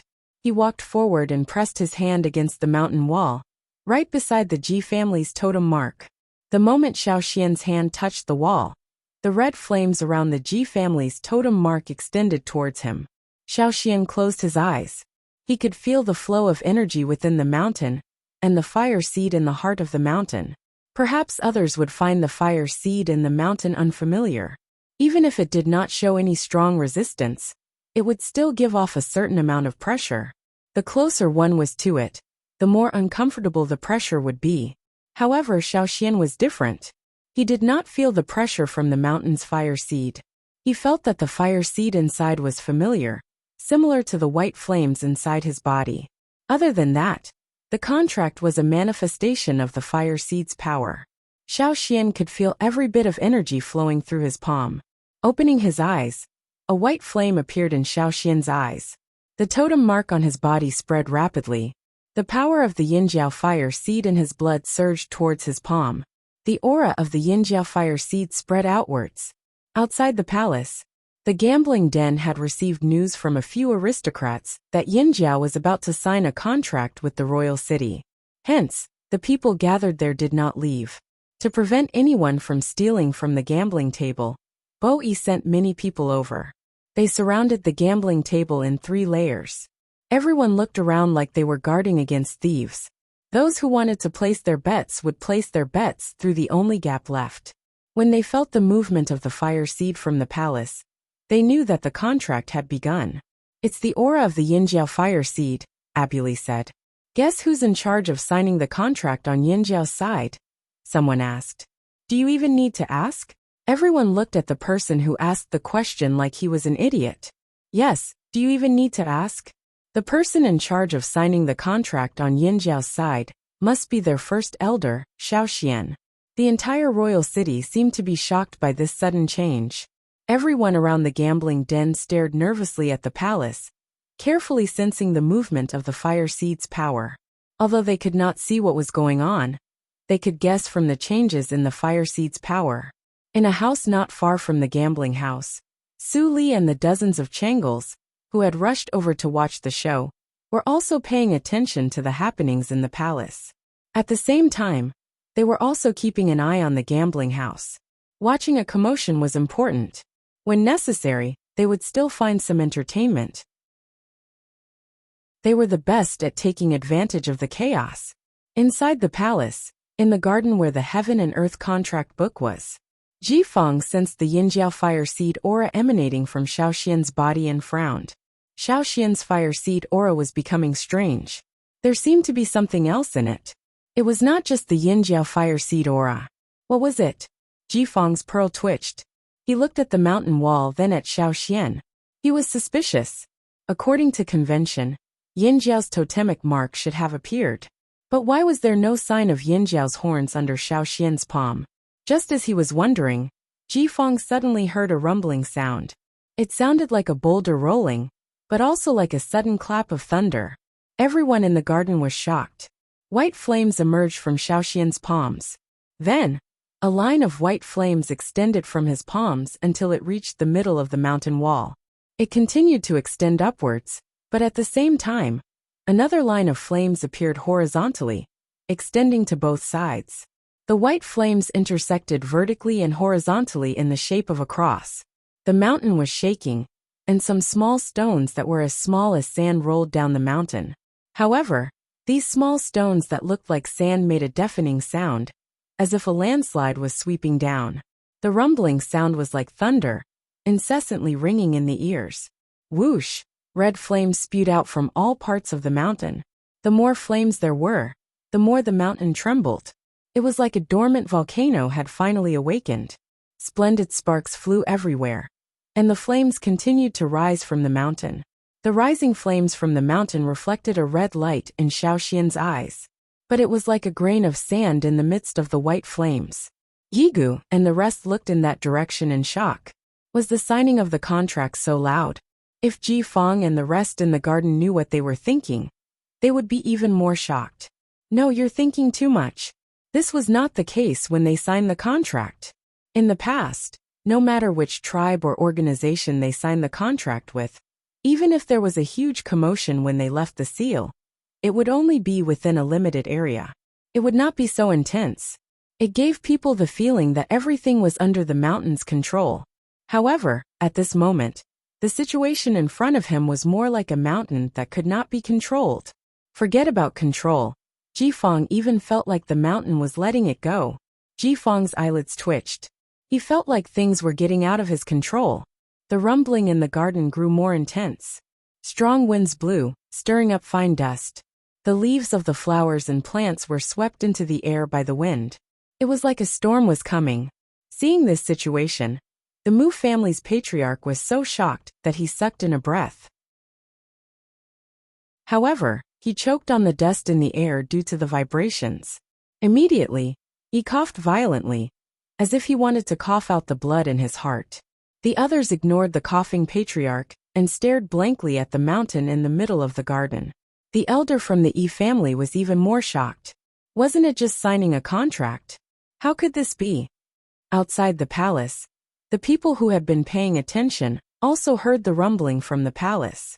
If not for the bright sun and clear sky, they would have thought it was thunder. What happened? The timid person's teeth were chattering as he asked, his voice trembling. Some people quickly recovered and laughed at the others for making a fuss. It's normal. Signing a contract in the heaven and earth contract will naturally cause a huge commotion. There's no need to worry. Really, many people were doubtful. They could not be blamed for being timid. The disaster back then had scared them to the point that they had developed a phobia. Hearing this sound and commotion made them feel uneasy. Of course it's true. The people who said there was no need to worry tried their best to maintain a calm expression and insisted on their views. They had to keep up the act even if they had to. Bo-E repeatedly reminded his subordinates to pay attention to their surroundings, so that no one could steal anything during the chaos. Abuli and the others looked at them curiously and sighed. So that's how signing a contract works. In a nearby house, Suli stood up. His eyes flashed as he said to the Changle people, "Something's wrong." He loved to take advantage of the chaos to make a fortune. It was not that he was interested in the gemstones. He just wanted to see those people's helpless expressions when they lost their belongings, and wanted to bite the Chonglis to death. Keep an eye on the gambling table. Once there's a chance, start. Before Suli could finish, Wu-He shook his head vehemently. "I'm not doing it. If you want to do it, go ahead. I'm not participating." Chapter 831. Coward. This was how the others looked at Wu He. Some even looked at him with undisguised disdain. However, Wu He didn't care about their gazes. He still looked like a coward and wouldn't change his mind. As the chief, Su Lily should reprimand Wu He, who was unambitious. This was not in line with the Chang'e organization's excellent style. However, when he was about to speak, Su Lily remembered how Wu He and the others were captured by the flaming horns. From then on, they became messengers. After some thought, Su Li said, "Fine." He then looked around. Is there anyone else who thinks the same as Wu He? Another 4 people backed out. They were all people who often worked with the Chang'es. They were all people who were traumatized by the Yinjiao. Su Li didn't force them. In fact, he was traumatized as well. However, he didn't think it would be a problem if they just got involved.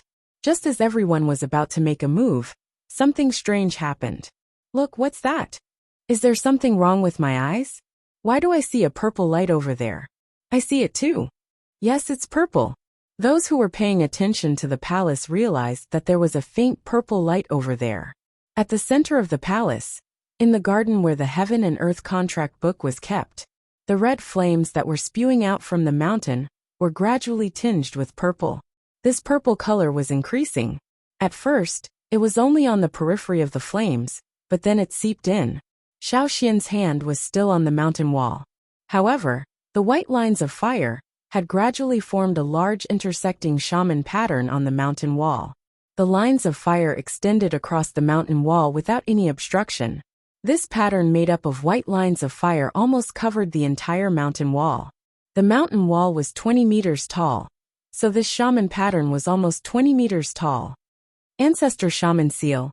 The old man from the Yi family was shocked. More and more flames spewed out from the mountain. The red flames were quickly replaced by purple. Even the surrounding flames were turning purple at the same speed. Purple flames. What shocked the crowd even more was that, during the process of the formation of the white magical pattern, the markings left behind by the other clans after signing the contract were all moving. It wasn't the totem that moved but the mountain itself. It was the mountain that moved all the places with the totem marks. His goal was to clear out more space for the shaman patterns. The people from Royal City who were watching all of this became even more silent, their eyes almost lifeless. The scene before him had far exceeded Ji Feng's expectations. The fire seed in this mountain was purple, but that color had not appeared in a long time. Ji Feng only knew about it from his ancestors' notes. Later on, some people said that the fire seed in the mountain was a primitive fire seed. It would not be integrated into the bloodstream like the human tribes, so it could not escape the fate of being weak. Ji Feng had always thought that the mountain would never be able to emit the purple flames of its original form. But now the purple flames had appeared again. The reason? Ji Feng stared intently at the giant progenitor shaman seal on the mountain wall, as well as the 2-horned totem in the center of the progenitor shaman seal. He tightened his grip on the sword hilt, and the veins on the back of his hand bulged. All the muscles on his body were trembling slightly. Why did it have to be Yinjiao? He suddenly regretted signing the contract with Yinjiao. When the contract was signed, it meant that he could not easily attack Yinjiao's flaming river basin, no matter if it was in the open or in the dark. But thinking of something, Ji Feng lowered his eyelids and relaxed his grip on the sword hilt. A strange smile appeared on his face, but he quickly hid it so no one saw it. The mountain that served as the Heaven and Earth contract book was bursting with flames from every part of it. The flames shot straight up, and the purple flames began to spread in all directions. The roof and eaves of the palace were covered in a layer of hazy purple light. This was caused by the purple flames. As time passed, the mysterious purple light grew stronger and stronger. The area covered by the purple light extended outwards from the palace. The flowing purple flames spread outwards from the palace. Soon, some of the streets, houses, people and other objects in the center of the royal city were enveloped in the purple flames. The streets were filled with cries of surprise. Everyone who had been in their houses, no matter what they had been doing, came out now. Everywhere on the streets, there were people dressed in different styles. They were either nobles or travelers. They all stood outside in shock. looking at the palace as if they were on a pilgrimage. At this moment, the sky above the palace was almost purple. At this moment, the light of the sun seemed to be suppressed. The streets became congested. The roads that used to be wide enough for huge beasts to pass through were now filled with people. Many of the beasts could not move forward, nor could they retreat. They were all people. This was the first time they could clearly feel how many people there were in the royal city. More importantly, the heaven and earth contract was a new level of mystery in their minds. They had only heard of it from their elders, or experienced it in the royal city. But this was the first time this had happened. Even the stories left behind by their elders did not mention it. The fire seed's aura emanated from the palace. It did not belong to any tribe, but it did not have the strong repulsion of an alien fire seed. Instead, it aroused people's admiration and respect for the fire seed.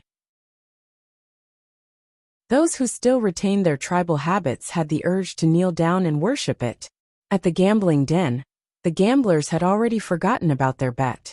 Abueli and the rest also turned their attention to the palace, trying to guess what had happened there. Could it be that something had changed? Did they need reinforcements? Should they call for reinforcements and rush in? However, there were still people who remembered the bet. For example, the leader of the gambling den, Bo Yi. Unlike his excitement and eagerness when he placed his bet, Bo Yi's face was deathly pale. Large beads of sweat dripped from his forehead, and he didn't even bother to wipe them off. His eyes darted around rapidly. Those who knew him well knew that he was deep in thought. He was seriously calculating a large number of calculations. Bo Yi was calculating the result of this bet. Similar to EC's ability to predict things that had happened, were happening, or had yet to happen based on the changes in the environment and details. Even though Bo Yi wasn't at EC's level, generally speaking, based on what had happened, after careful consideration, he had a 70% chance of being correct. However, every time Bo Yi calculated, the conclusion he came up with sent chills down his spine. The first time the purple light appeared, he calculated that there was a 30% chance that Abueli would win. Although 30% was not much of an advantage, it was a blow to their confidence. This was the beginning of change. The second time was when the purple light enveloped the palace. He calculated that there was a 50% chance that he would lose. The third time was when the purple light spread to the streets of the royal city. There was a 70% chance that Abueli would win. Now the purple light was still spreading. Bo Yi did not dare to calculate any further. What should I do? Bo Yi looked at the mountain of items on the table. Luckily it was only 1-5. If it was 1-10, or 1-100, how could he survive? That's not right. 1-5 is not a small amount. If he really lost everything in the gambling den, I can't take it lying down. Bo Yi swallowed his saliva and pulled the person beside him back to reality. He lowered his voice and whispered a few words. That person's expression changed, but he quickly recovered. Putting on a similar expression as the others, he quietly retreated. Every few steps he took, he would pause for a moment. His lips moved quickly, passing the words to the people there in a way that others couldn't hear. Then he continued to retreat to the next place. After that, the people in the gambling house who received the news began to move. There was no need for unnecessary eye contact, as they had already begun to cooperate. Some were responsible for blocking the view. Some were loudly speculating about the current situation to divert the attention of the people around them, and some were quietly moving the money on the gambling table. Bo Yi had his eyes on the items the tribesmen had placed down at the beginning. For example, those bags of crystals. They probably didn't count how many there were in there, right? He wanted to use this opportunity to move some of the items out. If he was forced to pay up, he would at least have to pay less. He also thought about taking all the items and running away. But if he did that, his gambling den would be ruined, and he would not be able to stay in the royal city any longer. Just as he was thinking about what to use to trick these tribesmen, Bo Yi heard a loud shout. Someone's stealing from the table. Bo Yi almost vomited blood. Which bastard shouted that? He looked towards the direction of the shout, but could only see the crowd. He could not find the person who had just shouted. However, the shout also alerted the people who had been looking at the palace. Stealing? Who's stealing? Kill them. The gamblers stared at the table. "It's the gambling den, I saw it," someone in the crowd said. Under the murderous gazes, Bowie braced himself and shouted back at the gamblers. "Bullshit, this is slander." Just as the gamblers were about to clash with the gambling den's people, a few figures flashed past. Each of them ran in a different direction. Some were in charge of covering, while others were in charge of stealing the items on the table. "The gambling den is stealing again," a shrill voice shouted from the crowd. "I want my items back. I want them back too." Bowie was about to vomit blood. It really wasn't their people this time. Someone was causing trouble. Whoosh, this seemed to have opened a valve. Some of the spectators and gamblers who had been hiding their intentions began to spill out. Why not take some during the chaos? Just a little bit, then run away. The items that Abueli and the others took out made many people greedy for them. Faced with the crazy crowd, the gambling den's people guarding the tables could not hold them off. If this was in the past, they would be able to hold off the gamblers' attacks. But today there were too many people coming out of the palace. With the addition of the surrounding gamblers, they could not hold them off. Plus, there were people who were skillfully breaking through the gambling den's defensive perimeter. "Boss, we can't hold them off." The veins on Bo Yi's forehead were bulging. He took a few deep breaths and was about to say something when a tiger-like roar came from the crowd. Roar! A warrior from the water tiger tribe had tiger-like stripes all over his body. He opened his mouth 3 times bigger and let out a roar that caused visible ripples in the air. Ching-yi from the drumming tribe also had crocodile totemic tattoos on his body. He was no longer as gentle as before. Now he was like a cold predator. A low rumbling sound came from his throat. You and the others from the Pooh tribe had brightly painted eyelids. Their frog-like croaks were not obvious in the crowd. But from the wooden spikes that came out of their fingers, it was clear that they were about to make their move. "Those who took our things, don't let a single one of them go." When Abueli saw that the large crystal that he had bet on the gambling table had disappeared, he jumped up in anger. Then his 2 large feet stomped on the ground quickly. Those who were not familiar with the drumming tribe would think that he was hopping mad. But those who were familiar with the drumming tribe knew that those big feet had their uses. On another street in the royal city, some Yi tribesmen were squinting their eyes, trying their best to see their surroundings. Suddenly their bodies froze, and they fell to the ground at the same time. The people around saw the short and fat guys lying on the ground, and thought that they were going to dig a hole. Just as they were about to say something, the short and fat guys got up and called out to their companions, "Someone's stealing our things at the gambling den." When the others heard that, they picked up their weapons and ran towards the gambling den. The people around them started talking. They heard what the short and fat guys said. Although they couldn't pronounce it correctly, they still understood the gist of it. Gambling den. There's only one gambling den in the royal city. The few of them looked at each other, eager to watch the show. Let's go take a look.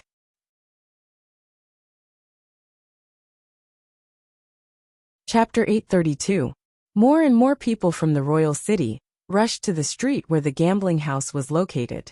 Although many people knew about the gambling house, not everyone had the time and interest to gamble. But now that they heard about the disturbance, many people were interested. After all, there were people from another continent involved in this incident. They were curious. The gambling house was already in chaos. Totemic power exploded one after another. Various patterns appeared. Roars and screams, the sound of fists and swords clashing, and the sound of broken objects all mixed together. The totemic power of the drumming tribe members rose rapidly, and their bodies underwent obvious changes. The 30 or so people who came here together rushed towards the people holding the water moonstones. Others might have made a mistake, but the people of the drumming tribe wouldn't. They had an innate ability to sense the water moonstones. As long as it was nearby, they could sense it. Although there were water moonstones in the royal city, there weren't many of them. Even if there were, the people of the royal city wouldn't take them out and hide them. When it came to betting, other than the drumming tribe, no one else would bet on water moonstones. So, those who had water moonstones near the gambling house must have stolen them from the gambling table. They didn't need to be polite to those who took advantage of the chaos to steal. Way. the vice leader of the Yinjiao hunting team, and the hunting team leaders, Mai and Cheng, also brought people to the gambling house. When Xiao Xian, Gigu, Ao, Ta and other team leaders weren't around, they were the ones who led the team. They rushed over immediately after receiving the news, along with people from other tribes in the team. If only one tribe received the news, it wouldn't be a big deal. Maybe someone got into a conflict somewhere and asked for help. But suddenly, all the tribes asked for help at the same time. This was a serious matter. At first, they thought that the royal city really wanted to kill them. They only found out the whole story on the way here. Looking at the chaotic battlefield, the leaders looked at each other and rushed to the battlefield at the same time. They didn't shout, "Stop, we can talk slowly," or "Everyone calm down."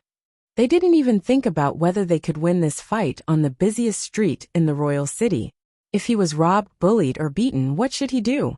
As long as there was a shred of Yinjiao blood left in them, there was only one choice: a direct confrontation. Wei Mai and Cheng rushed into the most intense battle and faced the people from the gambling house. Mai tilted his head to avoid the incoming fist. He reached out to grab the man without even looking and flung him to the side. The Yinjiao man's strength directly flung the man into the room on the second floor of the casino. He crashed through the wooden window and fell into the room. When the soldiers who had just arrived at Yinjiao saw that Wei and the others had already rushed in, they did not hesitate to rush in. The other tribesmen from the Flaming River Valley, who heard the news, rushed over. When they saw that the Yinjiao had already started fighting, they didn't hesitate. Attack. In battle mode, the Flaming Horn tribesmen's bones were hard, and their explosive power was strong. With the advantage of their physique, they charged forward and pushed away the people they didn't know in front of them. They were not on the Flaming River tribe's side anyway, so they didn't show any mercy when they charged forward. Those who were hit by the Yinjiao tribesmen were sent flying along with their swords. At the same time, the sound of bones breaking could be heard. Other than the Yinjiao tribesmen, the other tribesmen from the Flaming River Valley had all followed the Yinjiao into the forest to hunt, so they were also a little ferocious. Therefore, when they exploded and there were more people, the atmosphere was different. The spectators in the royal city were all stunned. Their impression of the tribesmen on the other side of the sea changed. Ferocious. All of them were ferocious. They were really ferocious. It was as if they were fierce beasts in the forest whose prey had been snatched away. In just a short span of time, the bustling street in the royal city had become a battlefield. As more and more people joined in, the scale of the battle continued to expand. The people who were sent flying crashed into the houses on both sides of the street. There were holes in the walls, and the people who fell into the houses broke the tables, chairs, and shelves inside. The shops on both sides of the battlefield suffered, but the shop owners were not in a hurry. Those who didn't want to be involved in the battle started calculating the compensation. When this battle was over, they would pay a visit to the organizations that destroyed their shops. They even hoped that there were many tribesmen who fell in. That way they could extort a lot of gemstones from the tribesmen. The owner of a wine shop was quickly writing down the losses in his shop. He didn't forget which organization, tribe, or caravan had fallen into his shop. Even if he wanted to extort a large sum of money, he had to have a reasonable reason. Another person fell in. The only undamaged table in the corner of the shop was smashed. The owner was disappointed that this person wasn't a tribesman. The man who crashed into the room cried out in pain. The sword in his hand was lost when he was kicked away. After getting up, he looked left and right, picked up 2 table legs and rushed out again. Bowie looked at the badly damaged gambling house, then at the crowd of people in front of the gambling house. His face turned green with anger. What was even more infuriating was that there were short and fat men with long beards running around shouting, "The gambling house doesn't want to admit their losses. They're robbing us." Their pronunciation was a little strange, but they could still be understood. Hearing this, Bowie was so angry he wanted to vomit blood again. He wanted to say that the robbers were from the Chonglis. If he still couldn't tell who was causing trouble, he wouldn't be the head of the gambling house. However, the others refused to listen to him. It didn't matter if the tribesmen believed him or not. The gamblers didn't want to believe him. Or rather, they knew deep down but they just didn't want to believe it. This was such a good opportunity to take advantage of the chaos. They had lost so much money to the gambling house in the past. They would be idiots if they didn't get their money back now. Some of the gamblers even shouted, "The gambling house doesn't want to admit their losses." Bowie swore in his heart. Once this was over, he would wring their heads off. Ignoring everything else, Bowie looked at the big bearded men who were short in stature, but nimble in the battle like loaches. He called out to his subordinates, "Get those fatties to shut up first." The tribesmen pushed the people in front of them aside with their short and thick hands. After a while they got up and shouted. This made some of the people in Royal City, who didn't know what was going on, hesitate. They were all from the Royal City, so they would definitely help the Royal City side. But when they heard the reason, they stopped moving forward. Should they get involved in this mess? However, some greedy people wanted to take advantage of the situation to blackmail them. They would only help if the gambling house offered them some benefits. Bo Yi's face darkened with anger. While Di Pai was shouting excitedly, a man suddenly rushed out and swung his sword at him. Di Pai quickly ran away in fear, but the people behind him still kept their eyes on him. Then, 2 more tribesmen came to surround Digu. Digu was so excited that he forgot his chief's warning. He ran away from the place where there were a lot of people. Among the tribesmen he ran the furthest. The others had their own people to help them when they were surrounded, but he couldn't. Even if he called for help now, it was useless. Di Pai regretted it, so he could only run. The ground of the royal city was too hard. If it was dirt, he would have dug a hole long ago. The 3 men purposely forced Di Pai out of the circle. Being in the circle was advantageous for Di Pai. The 3 men's movements were hindered, but once he left the circle, the tables would turn. The gambling house was familiar with this street, so they had the advantage. Di Pai tripped over something and rolled like a ball. By the time he stopped, the 3 men had caught up to him. Although Di Pai couldn't see his surroundings clearly, he could still see the light reflected off the metal weapons. The murderous intent from the weapons made Di Pai's beard stand on end. However, in the next moment, the 3 men who were charging at Di Pai flew backwards and rolled a few times on the ground before stopping. The people from the gambling house, who couldn't get up, felt pain spread through their bodies. They spat out 2 mouthfuls of blood and almost fainted. When they saw who attacked them, they were shocked and angry. "Bamie, you!" Before he could finish, he choked on the blood in his throat. His finger trembled as he pointed at Bamie. His eyes were filled with hatred, as if he didn't understand why the Black Bears would stand against them. Usually, there wouldn't be any direct conflicts between the famous groups in the royal city. The Fubo Casino was quite famous in the royal city. After all, there was only one casino in the entire royal city. Although the gambling house and the Black Bears weren't on good terms, they didn't directly fall out with each other. Who would have thought that the Black Bears would help the Yinjiao people at this critical moment? Who are the Black Bears helping? Another person from the gambling house forced himself to finish the sentence. Bamie didn't speak. Instead, it was Mauda who walked forward with his bare paw. He'd used this paw to slap the man. He snickered. "Do you even need to ask?" "Thanks." Knowing that he was saved, Di Pai was excited. He got up and prepared to run towards the Yinjiao people. After a few steps, he turned back and narrowed his eyes at Bamie and the others. His beard twitched. "You're not from the Flaming River? Who are you?" His eyesight was the worst among the tribesmen. Even though he was close, he couldn't see their faces clearly. He only saw a few blurry silhouettes, so he thought they were strong tribesmen from the Thunder Mountain or Water Tiger tribe. However, when he thought about what he heard and sensed the fire seed energy from these people, he knew they weren't from any of the Flaming River tribes he was familiar with. They weren't from the Longboat or Mang tribe either, but they were indeed helping him. That was why he ran back to ask them. "Black Bears, Bamie," Bamie spoke up. "I know you guys. Elder Xiao Xian mentioned you before." Then Di Pai ran away. It wasn't a good time to talk. The tribesmen were never good at fighting. They had already realized their mistake of being too far away from the group. Di Pai decided to run to a place with his own people as soon as possible. If he was hunted down, he could find help. The Black Bears were helping him, but in comparison, Deepa felt that his own people were more trustworthy. The other king cities' people were stunned when they saw Bami take action and bring other Black Bear's people over. The smarter ones started to think of the reason, especially the people from the trading party. They knew Bami and the others well. Even if Bami knew the Yinjiao people, he wouldn't help them so decisively. Merchants valued profit. If there wasn't enough profit to motivate them, they wouldn't do something like this. The people from the trading party always thought about profit. But then they thought, that's right. Yinjiao was going to sign a peace treaty with Royal City. This way, the trading party would definitely benefit greatly. They heard that there were a lot of gemstones on the other side of the sea.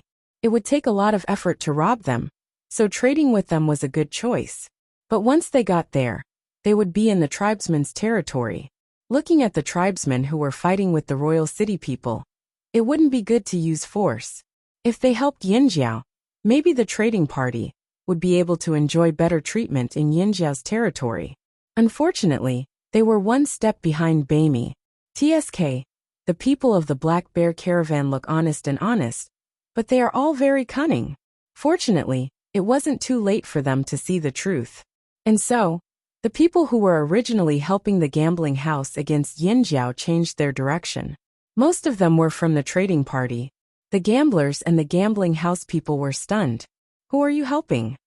The people who changed their direction at the last minute smiled, but didn't say anything. They were helping profit.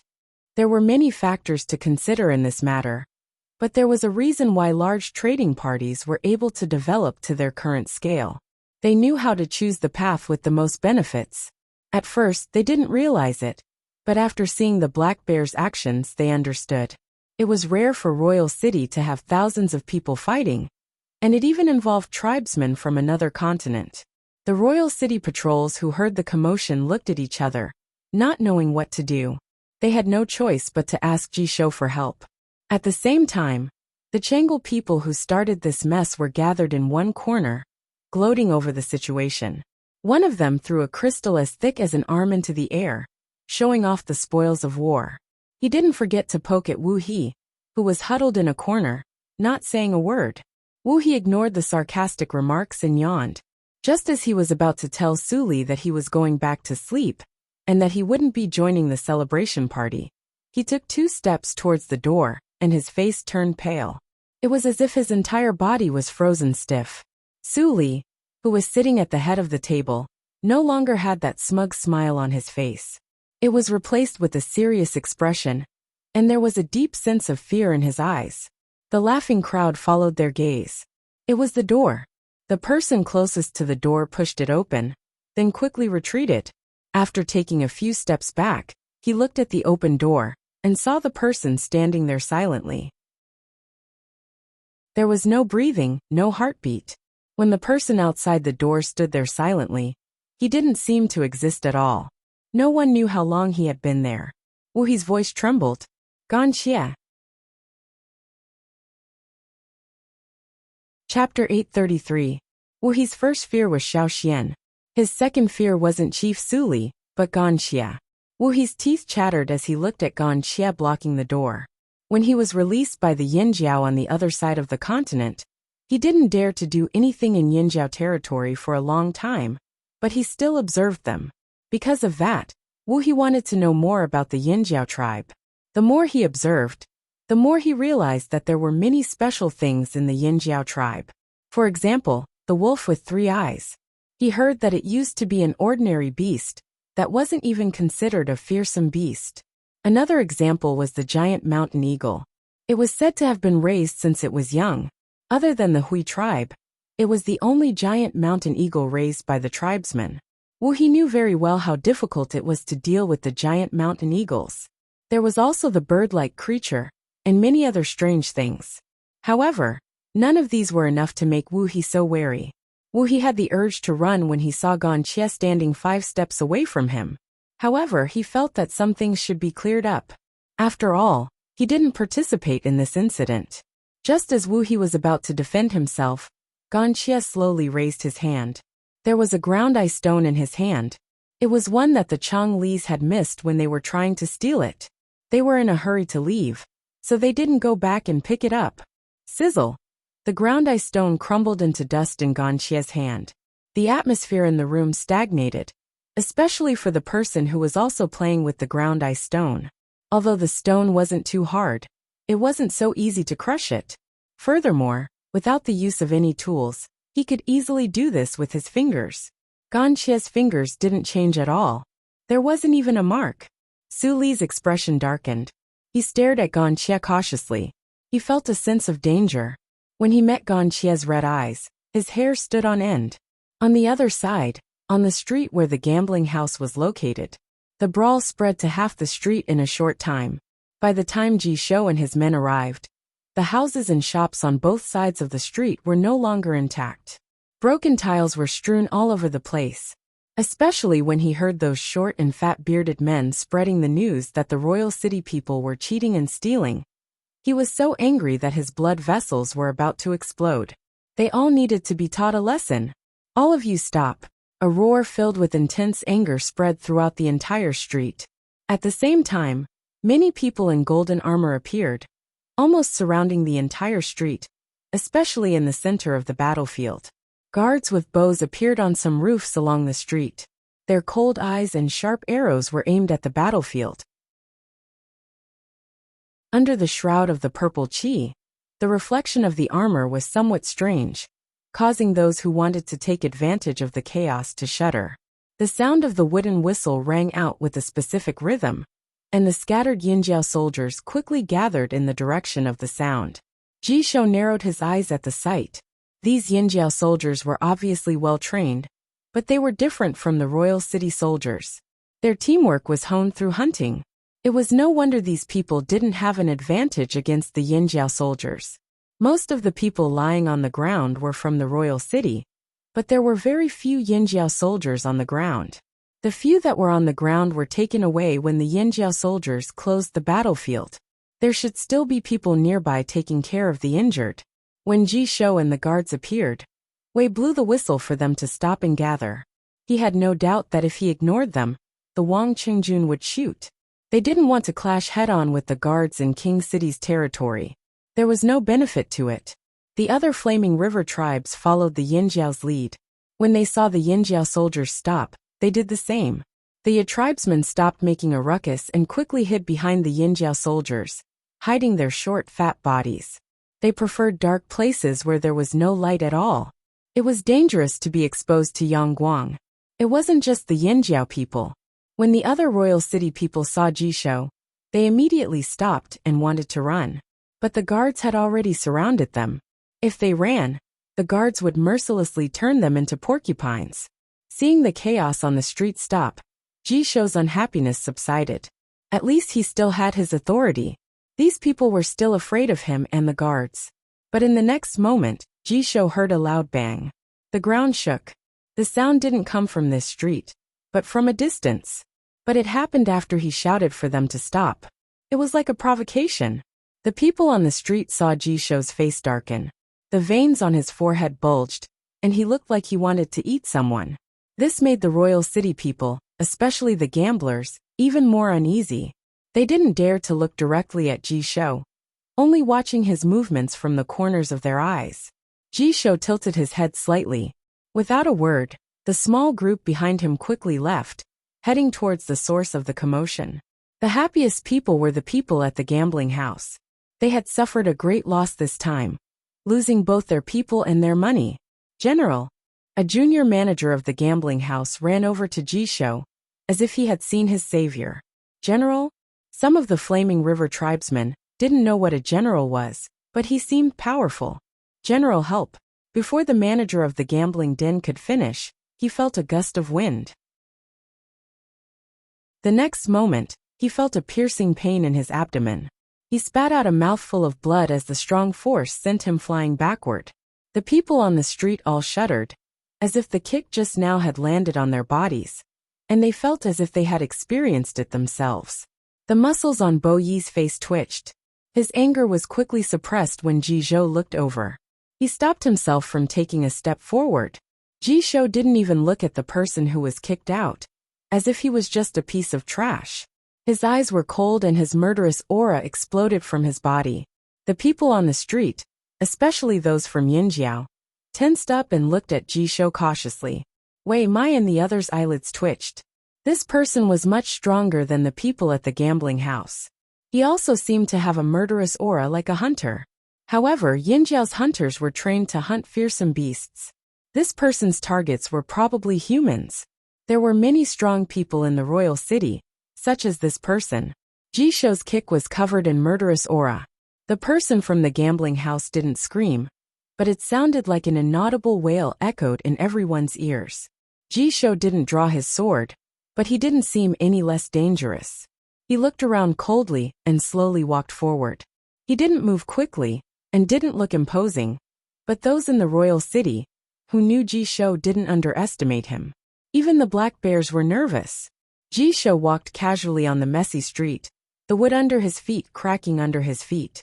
With every step he took, the people from the royal city took a step back in unison, their eyes filled with fear. Wei and the others didn't retreat. When they saw Jishou reach for them, they said, "You want to attack us too? You people from the royal city stole first. You can't afford to lose and you steal." Before Wei could finish, Jishou was already laughing, his face full of disdain. "You should be thankful that Flaming Horn has Shaoxian. Otherwise, no matter what, anyone who caused trouble in King City would be killed. If it weren't for the special situation today, he would have washed the street with blood." Jishou was mocking Yinjiao. Without Shaoxian, Yinjiao and the Flaming River Valley would be nothing. They wouldn't be able to walk the streets of the royal city peacefully and cause such a ruckus. If people from other tribes or organizations in the royal city heard this, they would have been angry. It was an insult. However, Jishou was facing a group of Yinjiao tribesmen. When they heard Jishou's words, the Flaming Horn tribesmen had an expression of awe. "We're very lucky too. Jishou." It was like being fed a mouthful of moldy grain. Jishou felt like he couldn't communicate with these tribesmen. But the Yinjiao tribesmen really thought the same. They didn't think there was anything to be angry about. Shouldn't they be proud that their tribe had such a powerful person? Jishou took a deep breath. He didn't want to waste time with these tribesmen. He swept his gaze across the people on the street and said coldly, "Put down what you shouldn't have or I'll kill you." Thud. Slap. They'd planned to leave after getting some money, but now they threw it away like it was a hot rock. Compared to the benefits before them, their lives were more important. Some of them still held on to the hope that Jishou would not be able to find them. However, they were bumped into by their companions, whose eyes warned them not to throw their lives away for such trivial things. Jishou usually didn't care about small fights in the city, but once he did, it would be cruel. It was not an exaggeration to call it a bloodbath. He might even take his anger out on them. They didn't want to be implicated. Jishou stood there indifferently, as if he didn't know the people in the crowd were struggling. A group of guards quickly walked down the street, picking up the things thrown away and gathering them together. "Look what's missing," said Jishou. The tribesmen who'd placed their bets looked at Wei and Mai. With their agreement, they started searching for their own things. They didn't take anything randomly. They didn't care about the other gamblers in the royal city. There was no need to steal. They just needed to get their own. "Where's my crystal?" Abuli shouted, dissatisfied. After hearing that Shaoxian was called crystal, Abuli changed his tone. Many people had seen Abuli's crystal before. It couldn't be faked. Everyone turned to look at the people in the gambling house. "We didn't take it." Bo-e panted heavily. He had to be the scapegoat. "Here." An emotionless voice sounded. At the same time, the crystal as thick as an arm was thrown at Abuli. Abuli caught the crystal and looked at Ganxie happily. "Ganxie, you found it for me? Thank you." Ganxie's clothes were torn in many places. The most obvious were the knives and arrows that pierced through his body. Seeing Ganxie like this, the Yinjiao people weren't too surprised. When they fought on the streets, they had to protect their own lives. But Ganxie was different. He fought with his life on the line. They had seen this many times. "Ah, Ganxie, you've been stabbed." Abuli shouted. "Quick, quick, quick." The people from King City thought that this big-footed tycoon was going to call for a witch doctor. Abuli threw the crystal in his hand to the person beside him. then grabbed the handle of the dagger that was exposed on Gonxia's body and pulled it out. He pulled it out. The streets fell silent again. Hey, there's another arrow. He pulled it out again. There was no blood, no flesh and blood. There wasn't even a cry of pain. No, it was more accurate to say that Gonxia, who had been hit countless times, didn't make a sound. His expression didn't even change. It was as if he couldn't feel the injuries on his body. Hey, you have a lot of things on you. But they're too small. It's hard to pull them out. Abuli felt that since Gonxia helped him find the crystal, he should help. However, Gonxia was getting impatient. He pushed Abuli away, and the hidden weapons that had been stabbed into his body came out. They fell to the ground with a clatter. Jisho, the guards.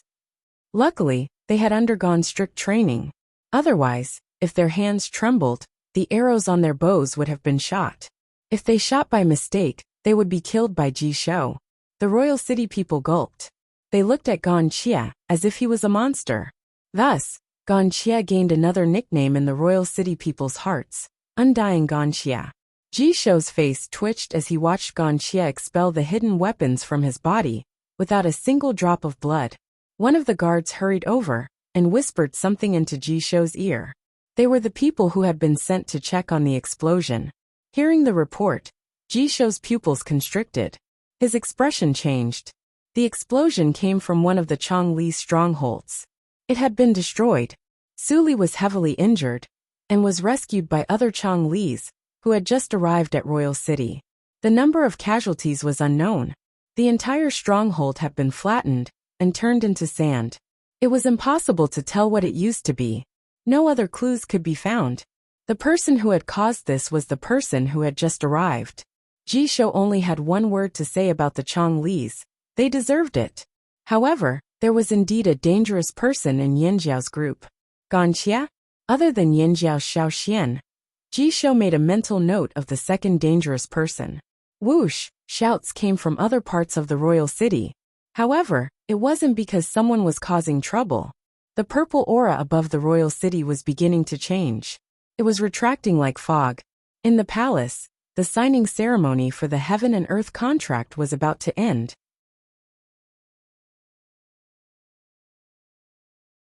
Chapter 834. When Xiaoxian walked out of the garden after signing the contract, the others were silent, especially the heads of the noble families. They looked at Xiaoxian strangely with complicated emotions. However, Jifeng was the same as before. He chatted with Xiaoxian about old stories in Royal City. At least on the surface, there was nothing out of the ordinary. Xiaoxian only heard about the large-scale brawl on Royal City's busiest street after he came out. However, they weren't the ones who attacked first. Logically speaking, the gambling house and Chang'e were the ones at fault. Therefore, Jifeng didn't hesitate to discuss with Xiaoxian how to deal with this. It didn't seem unreasonable.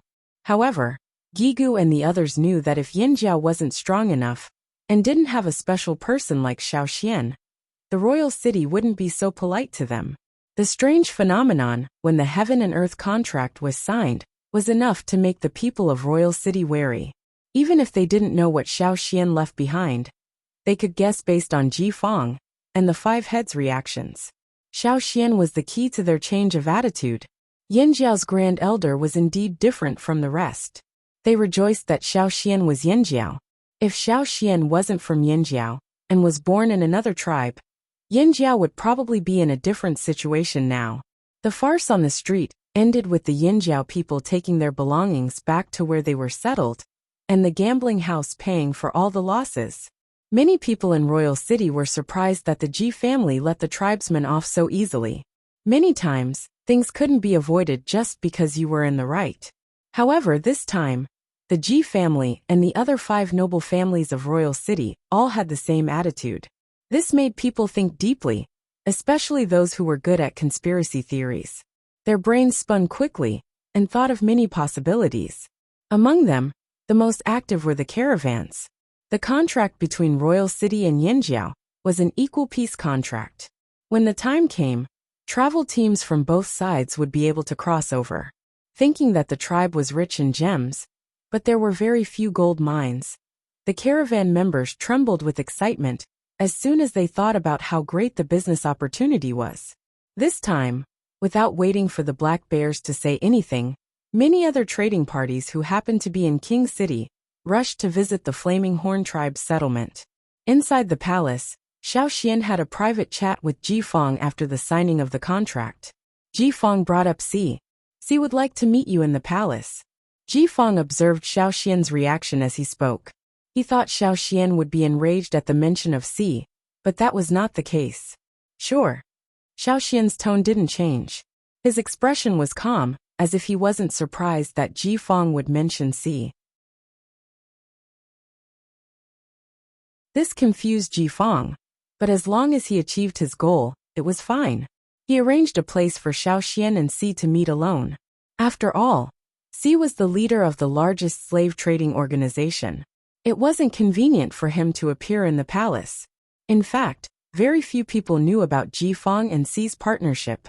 Before Ji Fong seized the throne, other than a few trusted aides, even Ji Shou didn't know about their partnership. Si Duo's visits to the palace only started after Ji Fong succeeded in seizing the throne. It was also because of the Flaming Horn incident that more people knew about their collaboration. This time, Si came with a humble attitude and apologized for his attack on the Flaming Horn tribe. Xiao Xian ignored that. It would be strange if Si was apologetic, more like remorseful. However, it wasn't easy for Si to put on a low profile. Just tell me why you're here, Xiao Xian said. Si's prepared speech was wasted. Still, it was better to get straight to the point. Si's goal was simple. He wanted Xiao Xian to help him find the chief's bone lock. He used some benefits from one of the robbers, in exchange for some information about Robber 7. None of the information was related to Robber 7's whereabouts. This was because robbers rarely revealed their whereabouts to others.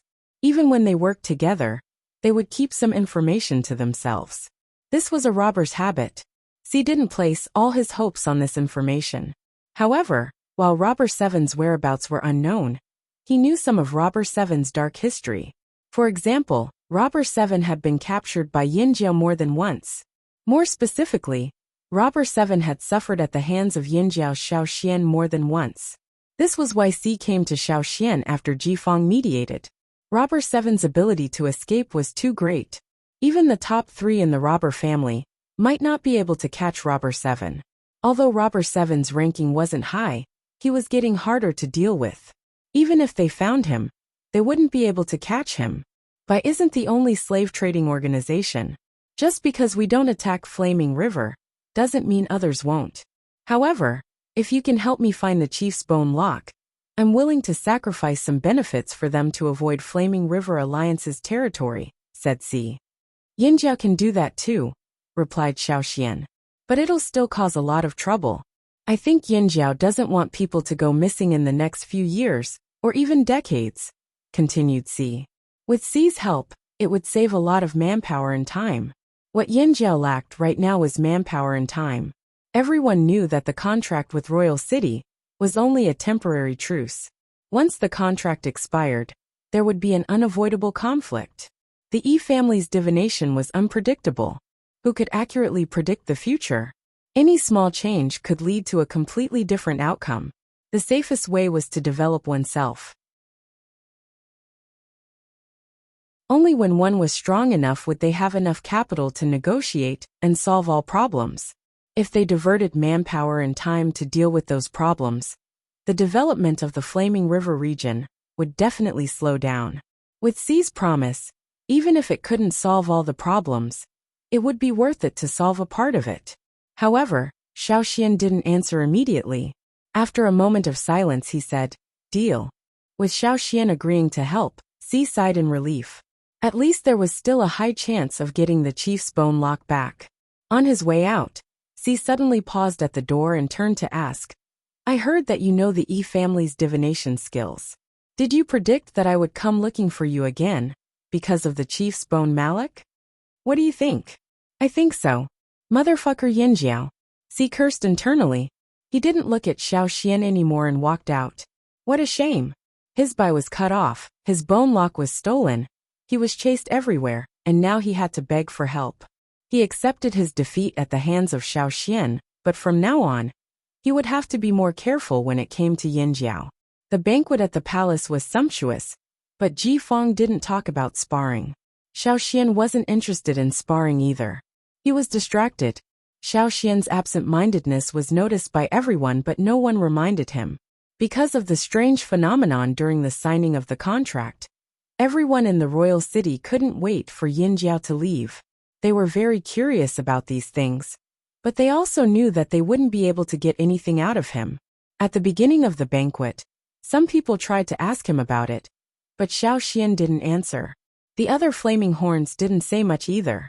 Gigu and the others didn't know much about the founder shaman seal, but they wouldn't reveal even the tiniest bit.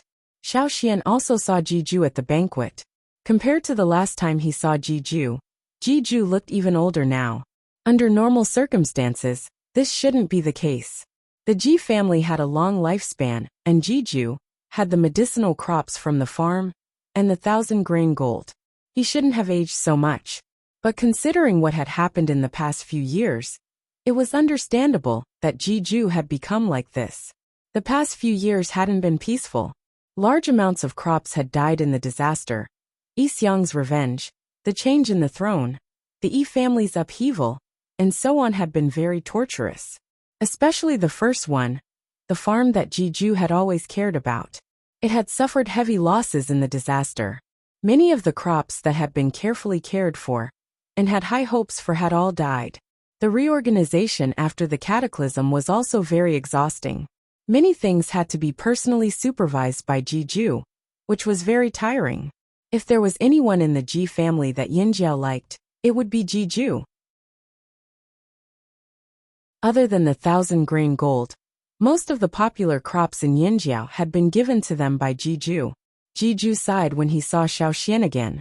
Years ago, when the late king had decided to kill Yinjiao, Jiju had gone to the palace to vent his anger. Unfortunately, he hadn't been involved in politics and couldn't interfere. The decision of the royal city's 6 noble families couldn't be changed by him alone. But the one who overthrew the throne wasn't an outsider, but a member of the Ji family. It was good that Ji Fong had taken over the throne. At least Jiju approved of Ji Fong's decision to sign a peace treaty with Yinjiao. No matter what others said about Yinjiao, Jiju had his own judgment.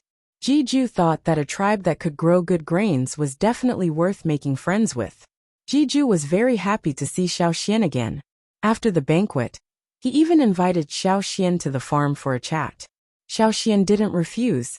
He felt that Jiju must have other matters to discuss with him at this late hour. He let Gigu and the rest go back to check on the others. Xiao Xian followed Jiju out of the city to the farm. Gigu and the rest went directly to Yinjiao's place. Although they'd received reports that everything was fine, as the leader Gigu was still worried.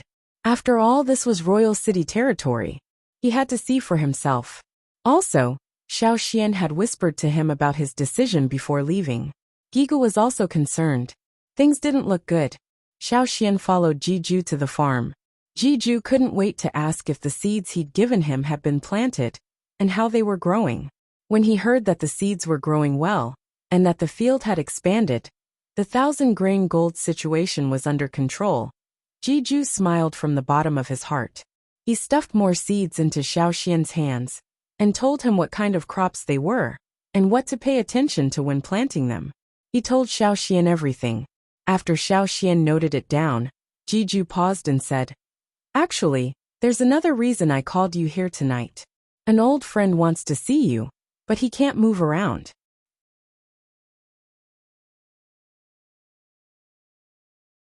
Chapter 835. Jiju told Xiao Xian about this person's background. It was up to Xiao Xian to decide whether to meet him or not. Jiju's old friend was a member of the Yi family. His name was Yi Jia, and he was Yi Zong's grandfather.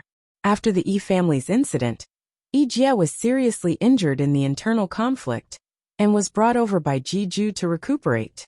Otherwise, Yi Jia would have died if he had stayed in the Yi family.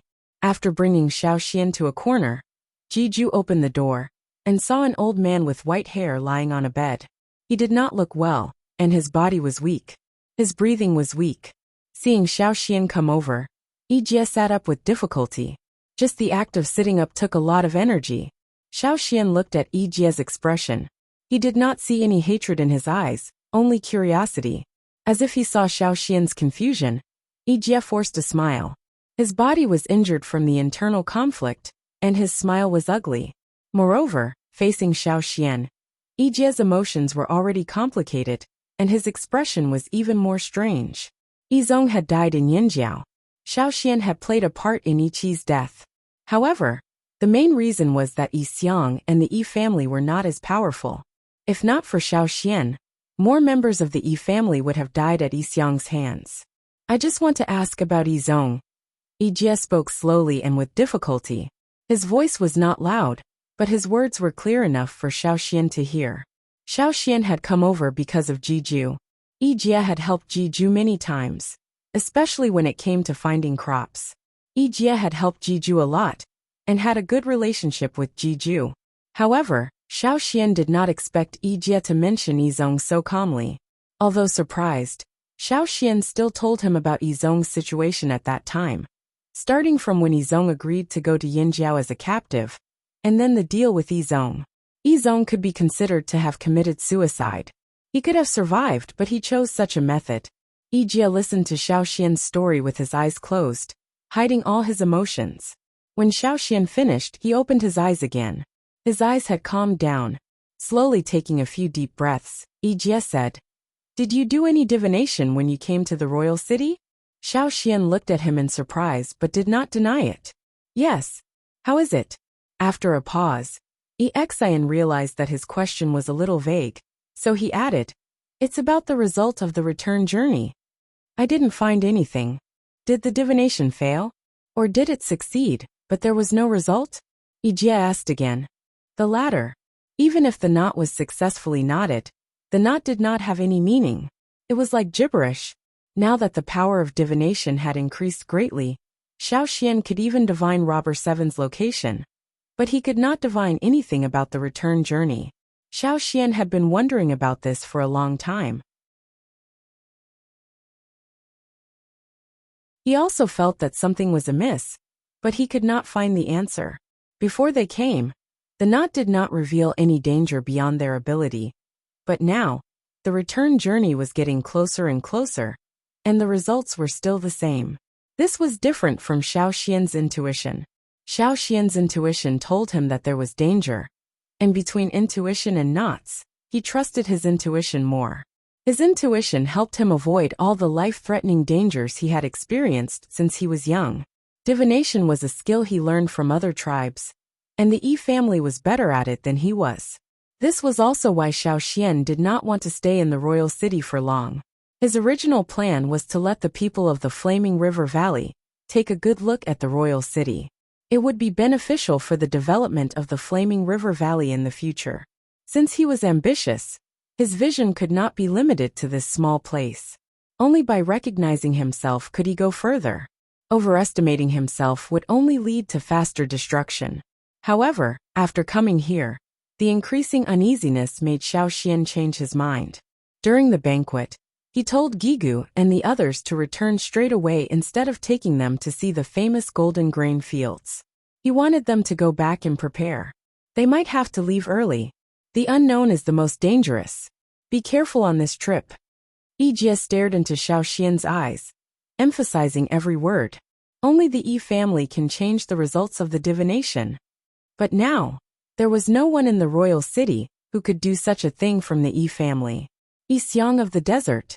Xiao Xian immediately recognized this name. Actually, when he had a hunch that the return trip would not be smooth, he had already thought of many possibilities, including how to deal with Yi Xiang. Now, Yi Jie's words confirmed that the danger this time came from Yi Xiang. What could be done had been done. Yi Jie could not help much. He did not find anything useful either. But as a member of the main branch of the Yi family, he knew more. He knew that someone might be deliberately interfering with the divination. That child is called Yi Su? Good, very good. Yi Jie had tears in his eyes, but he did not say anything else. Knowing that Yi Su was living well in Yinjiao was enough. It was not that he was satisfied, but because he was a member of the Yi family. Even if he could not perform a divination now, he could deduce more based on Xiao Xian's words. Without asking, he could deduce Isa's current situation. Thus, the purpose of this meeting would be accomplished. Xiaoxian knew that Yijie had said everything he wanted to say to him, mainly because of Isu. Xiaoxian did not stay long. He planned to return to Yinjiao that very night to check on the situation. Jiju did not force him. He sent someone to escort him into the city. The city gates were already closed. Without Jiju's escort, Xiaoxian might not be able to enter easily. After Xiaoxian left, Jiju thought for a moment, then asked Yijie, "You really don't mind Yizong's death?" Jiju knew how much Yijie cared about Yizong. In fact, the Yi family did not care as much about blood ties as other tribes. Among the many grandchildren, Yizong was valued by Yijie because of Yizong's talent. Yizong was raised by Yijie, and he had high hopes for him. Yijie had even thought of letting Yizong fight for the position of head of the family in the future. However, Yizong's death made people sigh. It also made some of the younger members of the Yi family secretly happy. They had one less competitor. The person who had always been above them had finally kicked the bucket. Very few people knew that Yizong had taken his son out of the family and placed him in Yinjiao. Yijie only found out about Yizong's arrangement later. At first, he did not understand why Yizong would do that. After calming down and thinking about it, he figured it out. And it became clearer and clearer. It would be a lie to say that I don't mind. However, in comparison, I agree with Yizong's decision. If it were me, I would have done the same, said Yijie. He had only seen his great-grandson briefly since birth. In terms of feelings, he naturally could not compare to Yizong, who he had raised himself. However, as Yijie thought about it, one emotion replaced all other feelings of hatred, anger, and regret. Why? Jiju did not understand. Yizong could have survived. If he had been there, Isu would have had someone to protect him in Yinjiao. As long as he was alive, he would have had a chance to return to Royal City. For example, this time, during the contract trip between Royal City and Yinjiao. If Yizong had been there, he could have made a deal with Yinjiao. With Yizong's ability, it would not have been difficult for him to do this. You don't understand, said Yijie softly. Yijie whispered, I heard that when the flaming horns raise beasts, they look for beasts that are separated from their tribe. They don't have a mother. The earlier they leave the tribe, the better. That way, the tribe will trust them and get closer to them. This analogy, Jiju thought to himself. Who would compare their great-grandson to an animal? Yijie did not think much of it. As long as he could use the simplest way to make Jiju understand the reason, it was fine. After drinking a bowl of medicine, Yijie said, You know how talented Yizong is. When the late king sent troops to kill Yinjiao, Yizong followed. When he came back, he encountered a bottleneck. Back then, I did not understand why Yizong would encounter such a situation. But now I know the reason. He sighed. It was unclear whether he felt pity for Yizong or regret. After a moment of silence, Yijie continued. The ancestor of the Yi family is the closest person to the witch ancestor. Xiaoxian is not the witch ancestor, but he is definitely related to the witch ancestor. Isa stayed close to Xiaoxian, so he must have his own opportunity. And this opportunity will change the future of the Yi family. That is the hope of the Yi family's rise. Isa, I really want to see him. I have to endure until the day Isa returns to the Yi family. Yijie's eyes flashed with madness. If something happened to Xiaoxian, then all his hopes would be shattered. Isa would not be the Isu he had hoped for. All his predictions were based on Xiaoxian's safe return to Flaming River. That was why Yijie had used up all his divination when he was heavily injured. That was why today's meeting had taken place. Yijie's condition was not good. He had even used up all his divination when he was heavily injured. Jiju thought Yijie was seeking death, and might not last long. But looking at Yijie's condition now, Yijie's will to live was still very strong. Jiju shook his head at Yijie's agitated growl. No one was crazier than the Yi family. In the palace, Ji Shou told Ji Fang about what happened on the streets today in detail. He emphasized Ganxia. Other than Xiaoxian, he was the second person he felt threatened by. The Yinjiao people and the Flaming River people work well together. Ji Shou had to admit this. He was envious because the 6 divisions of the royal city had worked well together when the city was first built. But as time passed, their differences grew and conflicts continued. The Yi family's fate was a good example. Yes, they work well together. As long as Xiaoxian is here, they will continue to expand, said Ji Feng. Why does Xiaoxian have to exist? Ji Shou was depressed. Indeed, why does Yinjiao have to have Xiaoxian? Ji Feng agreed then smiled. Whether Yinjiao has such a person in the future depends on whether they can return safely this time. They had signed a contract, but if they did not attack Yinjiao, would there not be anyone else? For example, a certain person in the desert. After signing a contract with Yinjiao, Ji Feng planned to work with Yinjiao to guard against the desert. It would be best if both sides suffered.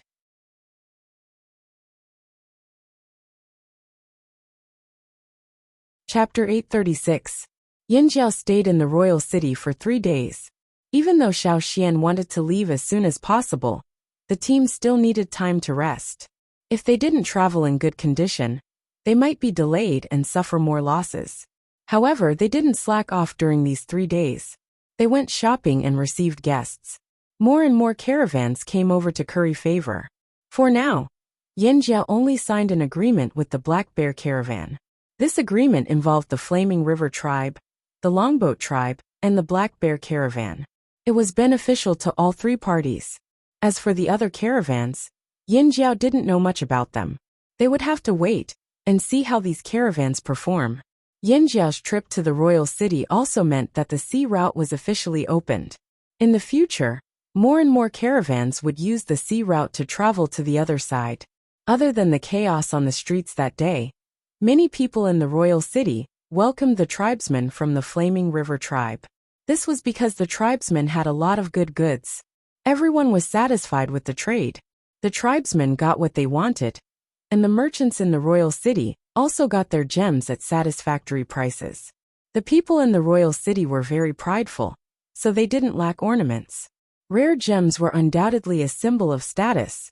This time, there were more gems flowing into the royal city than before. Soon, people on the streets could see the gems around their necks and fingers. It was as if they had become rich overnight.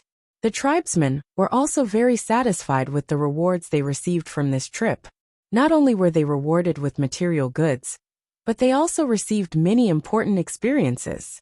The gemstones they paid were only a small portion of what they had. Take the crystal in Abuli's hand for example. In the drumming tribe, a crystal like that wasn't much, but it was able to cause a stir here, just like how metal weapons shocked the tribe back then. No one could say for sure whether this exchange would speed up destruction or development.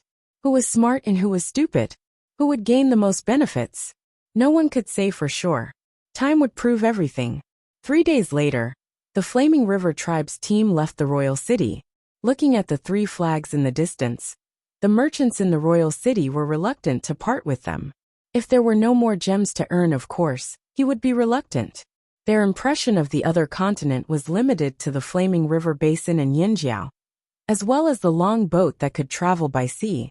As for the other tribes, they didn't have much of a presence here. The caravans were already getting restless. The Black Bears were also preparing for their first trip across the sea.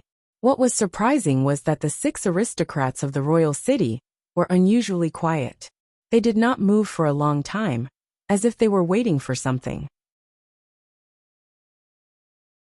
While the Yinjiao team was making their way back, somewhere far away from the coast and the royal city, in a forest on a mountain, Robber 7 was sleeping on a thick tree branch.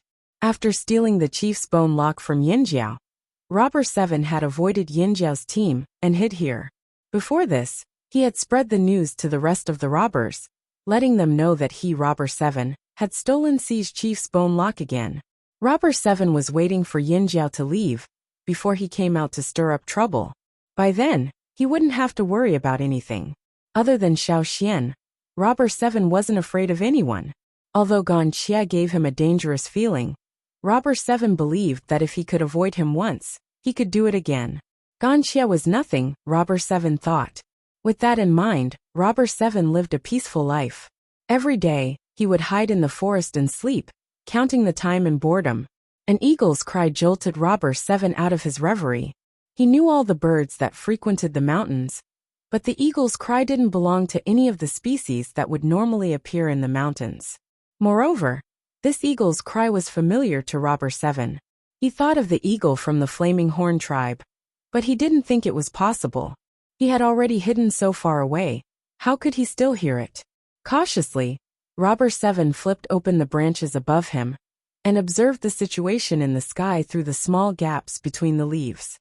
An eagle was circling in the sky. The other birds on the mountain avoided it, and the wild beasts hid as well, afraid of being targeted. Against a high-level predator, they could only hide to save their lives. The surroundings quieted down, with only the occasional echo of the eagle's cry. The eagle in the sky flew lower. It was much larger than an ordinary eagle, and with the pattern of its feathers and the cry, Robber 7 no longer held on to any hope. It's really that eagle. Why is it here? If this eagle is here, then where is Xiaoxian? Is Xiaoxian here too? Robber 7 panicked. He could feel his bones aching all over. He didn't dare to imagine what would happen if he was caught again. The last time he escaped, it was because C appeared with his men and held Xiaoxian back. This time, no one else came to distract him. Was he in for it? Soon enough, Robber 7 realized that there was no one else on the eagle's back. But that didn't mean that no one else would appear. Robber 7 didn't dare to move. He quickly treated himself as a tree rooted in the forest, blending in with the surroundings. He didn't even notice the bug bite. His eyes were fixed on the sky, and at the same time, he paid attention to any movements around him. The eagle in the sky circled around the mountain. After a few more rounds, Robber 7 saw that the eagle in the sky had dropped something on the ground. It fell into the forest. Robber 7 looked at the eagle in the sky again. It didn't fly down to the ground to investigate. Instead, it circled around and left. Robber 7 waited patiently for half a day, but he didn't notice any other movements. Moreover, the surroundings were starting to regain their vitality. The birds and beasts that were hiding were starting to come out. The eagle had left, and there weren't any strangers or beasts nearby. Robber 7 didn't notice anything. When the sun was about to set, Robber 7 couldn't hold back his curiosity. He carefully crept towards the place where the object fell. Finally, he found it on a tree. It was a bamboo tube with 2 words written on it, Robber 7. When he saw the 2 words, Robber 7's heart skipped a beat. His instincts told him that it wasn't anything good. But he was even more curious. Why would the eagle drop this bamboo tube here? Was it a coincidence or was it intentional? After some hesitation, Robber 7 couldn't hold back his curiosity. He went over to the tree and took down the bamboo tube. He twisted it open. Inside the bamboo tube was a scroll made of animal skin. There were words written on it. Robber 7 was like a statue. His body was stiff as he stared at the words on the scroll. The more he looked, the paler his face became. It was as if he was frightened, and as if he was discouraged. Bam! Robber 7 slammed the scroll on the ground. His face turned from pale to red as he panted heavily. The words on the scroll were written by Xiaoxian. He wanted Robber 7 to deliver the item to Yinjiao himself. It didn't say what would happen if Robber 7 didn't do it. But the more Robber 7 thought about it, the more he felt lucky. No one in the robber clan knew of Robber 7's whereabouts. And no one from Bai could find him no matter how hard they tried. However, the eagle had left a scroll here. It was just an ordinary scroll, but to Robber 7, it was like a bomb. He couldn't recover from it for a few days. Regardless of Robber 7's decision after receiving the scroll, Yinjiao's team continued with their original plan. Unlike when they came, the cities they passed by on their way back were no longer on full alert. They even opened their gates to welcome them. They hoped that Yinjiao's team could stay in their cities for a long time. Some caravans that didn't make it to the royal city tried to approach Yinjiao to talk about cooperation. The news of the peace treaty had already spread to other cities. Then, the traveling teams would spread the news to even further places. A new situation was about to unfold. Some saw danger, while others saw opportunity. Whether or not they could seize it depended on their own abilities. The reputation of the Longboat tribe's fleet had already spread far and wide. Muefe had already received several requests for cooperation. Thinking back to the time when he brought his team here, They were ostracized by many parties, and it was difficult for them to move forward. Now the tables had turned. As long as the longboats did not court death, they would prosper soon. After the team returned to the place where they disembarked, they waited for a few days for Cha-Cha to return. This time, the people of the longboat tribe and the other tribes were relaxed. Their ambitions were also growing. If the gap between the two sides was too big, they wouldn't have the courage to think about surpassing the other side. But now, they realized that the other side wasn't as scary as the rumors said. But soon, they noticed that the people of Yinjiao were unusually quiet. Ever since they left the royal city, they had been on high alert. They were even more alert than before. Did something happen? Mu Fa asked, remembering that Xiao Xian had the ability to perform divination. I don't know, but it's better to be cautious, Gigu replied. Xiao Xian stood alone at the bow of the ship, looking at the boundless sea in front of him. They were already far away from the mainland. They couldn't see the mainland, but the feeling of uneasiness was getting stronger. Something was definitely about to happen. The knots were the same as before. The knots were meaningless. Xiao Xian didn't expect to use it to perform divination. He just quietly sensed his surroundings. The weather was good today. The sky was clear and blue. Only where the sea met the sky were there some shadows of white clouds. The wind wasn't strong. Before they went out to sea, the people of the longboat had said that there would be continuous good weather. There wouldn't be any storms for a while, but the weather at sea was ever-changing. They still had to be careful. Until now, Xiao Xian hadn't heard from the people of the longboat tribe that there was going to be a storm. There were some slight changes in the sea current, but the people of the longboat said it wasn't a big problem. Then what was the hidden danger? Xiao Xian stared into the distance, lost in thought. Suddenly, a huge shadow rushed over. He couldn't see its face clearly, but its huge size was enough to shock Xiao Xian. It was similar to the giant crocodile Xiao Xian had seen before. It was comparable to the largest giant eagles at Eagle Mountain, not to mention the largest ship in the fleet. Even the combined size of the entire fleet couldn't compare to this thing. Formless pressure and killing intent, like a sudden tsunami, rushed directly at him. Xiao Xian took a deep breath. When he looked again, he found that the sea was still calm. There was only the sound of laughter and the sound of the waves hitting the ship. But Xiao Xian knew that it wasn't an illusion. It was an omen. It's coming, Xiao Xian said in a low voice. What? Mu Fa, who came to find Xiao Xian, heard this and hurriedly took out a telescope to look at the sea. He didn't find anything suspicious. The weather was also within their expectations, so he didn't understand what Xiao Xian meant by, it's coming. What's coming? Yigu and the others also hurried over. They knew that Xiao Xian wouldn't say this for no reason. Since Xiao Xian said it's coming, something must be happening, and it couldn't be good. What's the plan? Yigu asked. I'll lure him away. You guys go first. Xiao Xian said. His target is me. We can't fight him head-on on the sea. You won't win either. I'll lure him away. You guys continue with the original plan. Keep an eye on Caesar. It can sense danger before you. It can see things that you can't see. Xiao Xian had always thought that Yixiang would deal with him on land. After all, Yixiang liked places without water. Otherwise, he wouldn't have lived in the desert. Yixiang's puppets were all dehydrated and preferred dry places. For example, Ganxia. Even though he had changed a lot of his habits, he still didn't like places with water.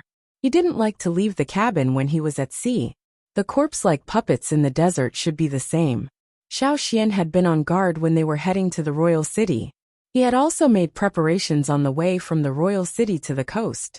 But in the end they met at sea. There were too many restrictions on the sea. With Yixiang's abilities, even if they won, they would suffer great losses. Besides, with others around, Xiao Xian's hands would be tied. In that case, it was better for him to lure Yixiang away and let the fleet return first. Xiao Xian leaped onto the eagle's back and reminded Gigu and Mu Fa. Be careful in the sea. You don't have to be wary of people. Xiao Xian rode the eagle into the air. He had to choose a direction, but he couldn't just pick it randomly. Which direction should they fly? At times like this, Xiao Xian trusted his instincts more. That way, fly higher. Xiaoxian said to Cha-Cha. Gigu and the others saw Xiaoxian leave on the eagle. That direction. Is he going to settle it on land? Muefe said. The further they went in that direction, the closer the two continents were to each other. The place closest to each other was the place where Rock Hill City and the nobles fought a long war. When Guihe heard Muefe's words, he agreed. There were too many restrictions on the sea. On land, even in the desert, it was better than in the sea. But reality was not what they thought it was.